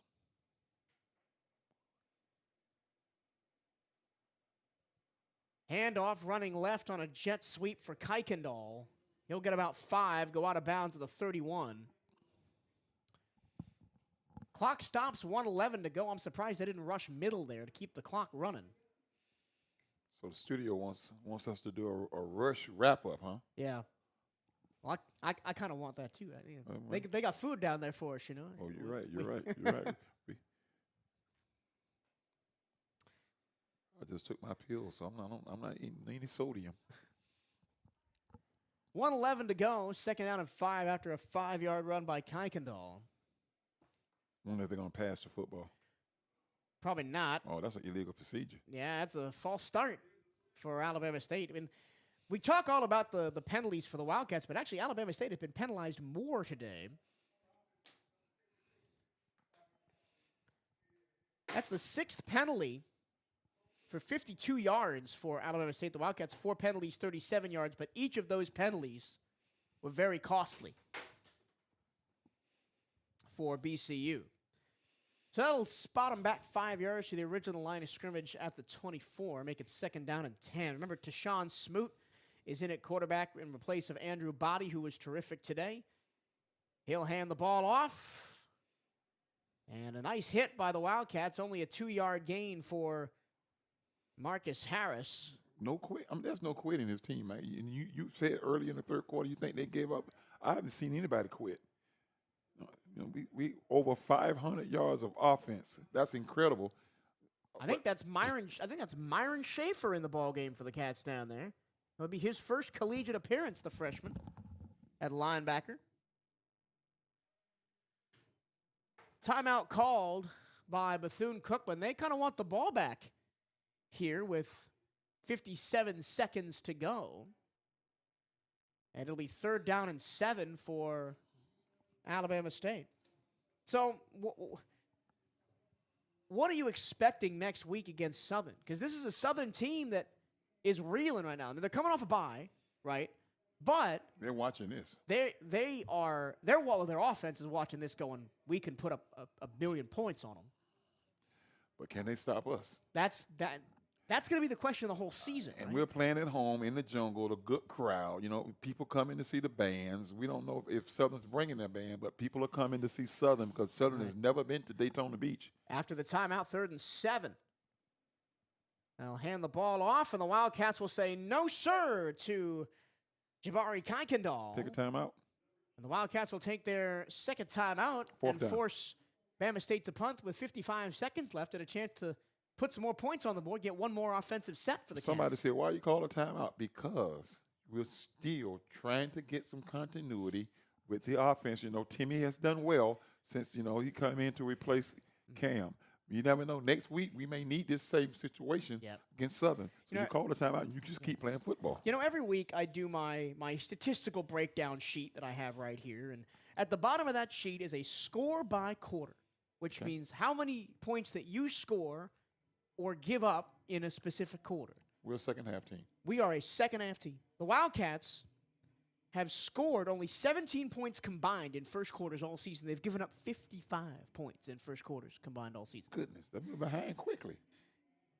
But then we pick it up. So we've scored 40 in the second, 34 in the third, 38 in the fourth. Yeah, that's been the way we played ever since we played in FIU in Miami. If we could, play better in the first quarter. Maybe Coach Sims need to get that rah-rah speech at the beginning of the game.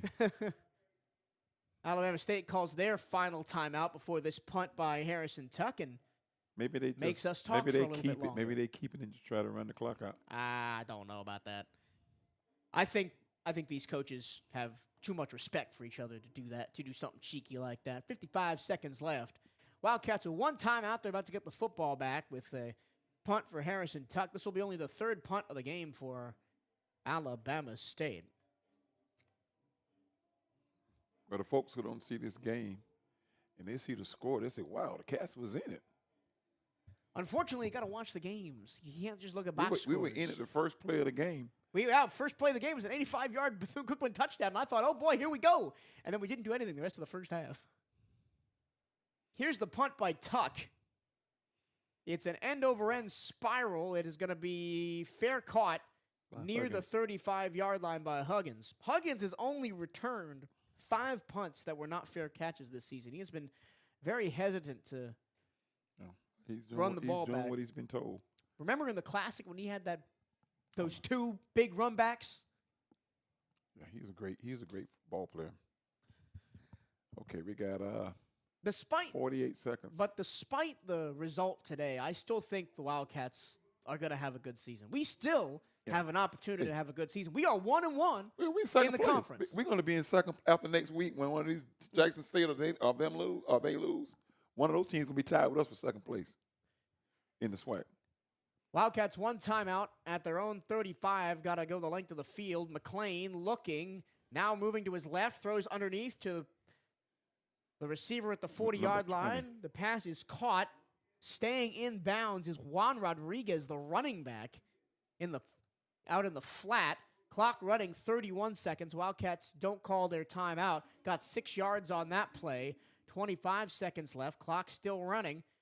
3 down linemen for Alabama State, dropping everybody deep. McLean takes up off the middle after the 40 to the 45 to the 50. Slides down in Alabama State territory at the 48-yard line. Now, you don't have to take a timeout. Clock stops at the move of the change. You can run up and spike it. They called a timeout. And they did call the timeout. They did this last week, and Didn't have to. and it ticked me off. They didn't have to call the timeout. Get up and spike it and save your timeout for if the ball dies in bounds.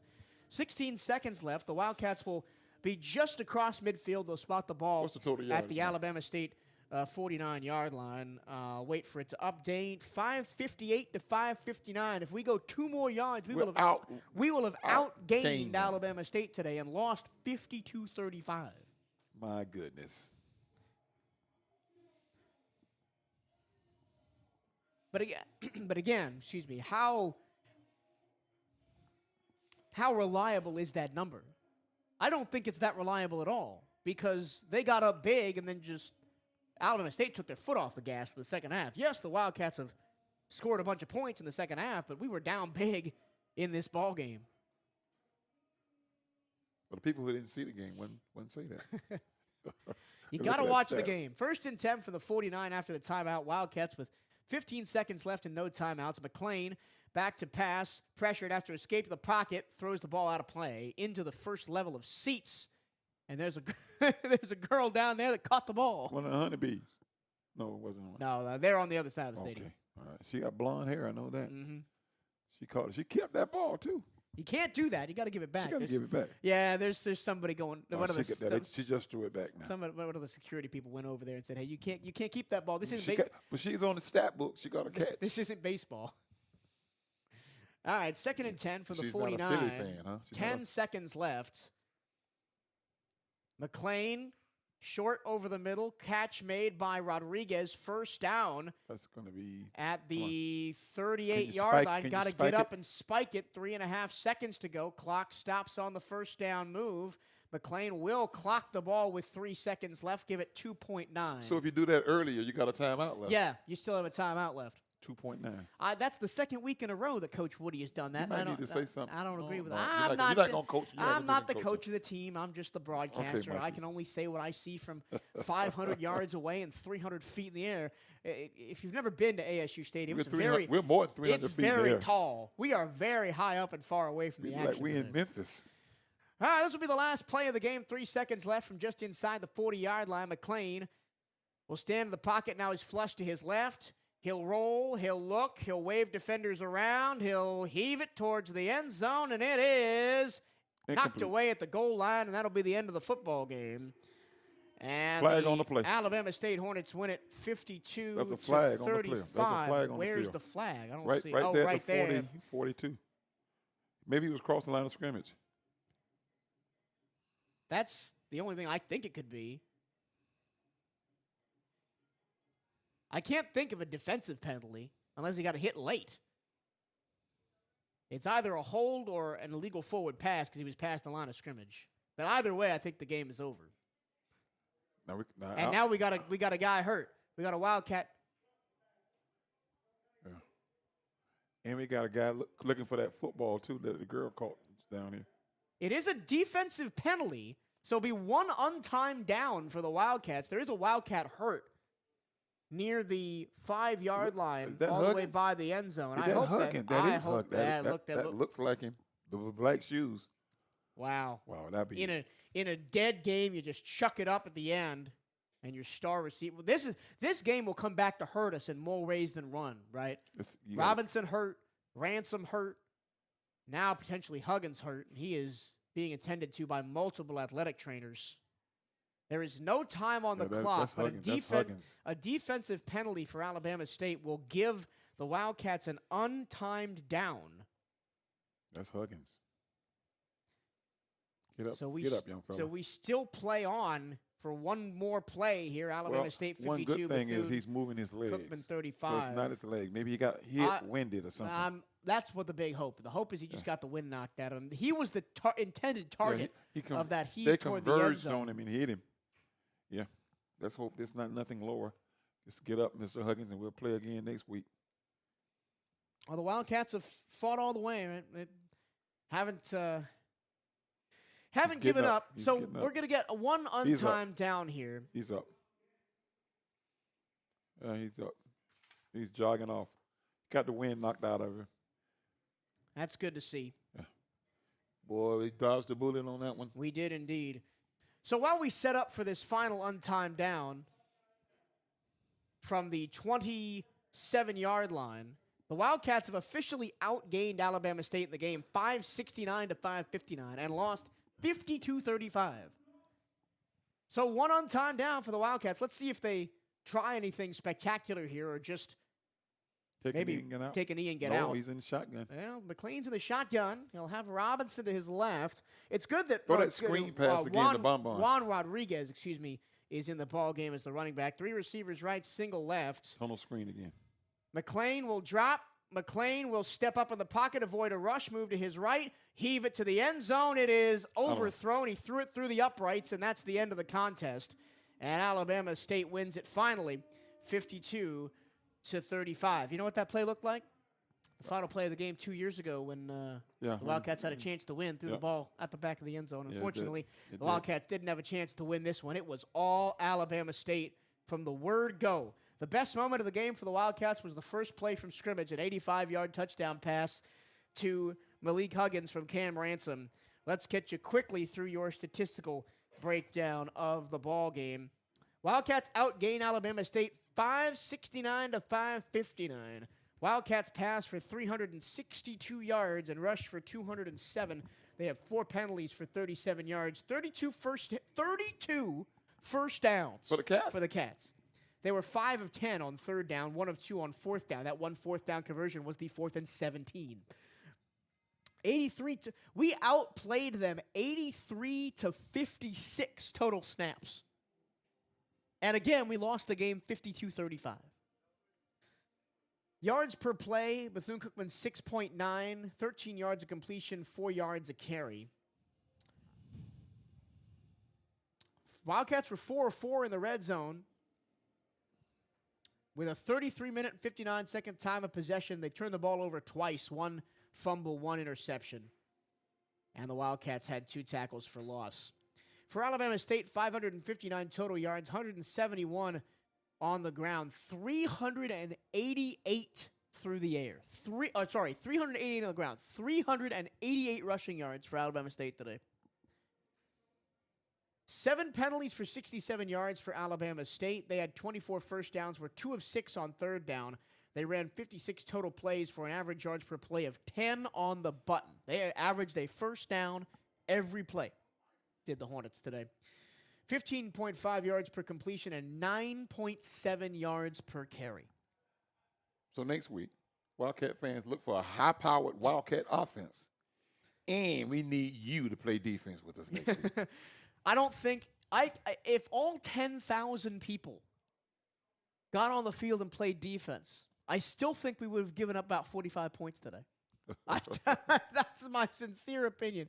Alabama State had 26 minutes and 1 second of possession, didn't turn the ball over. Andrew Body has thrown no interceptions on the year. None. Hasn't turned it over.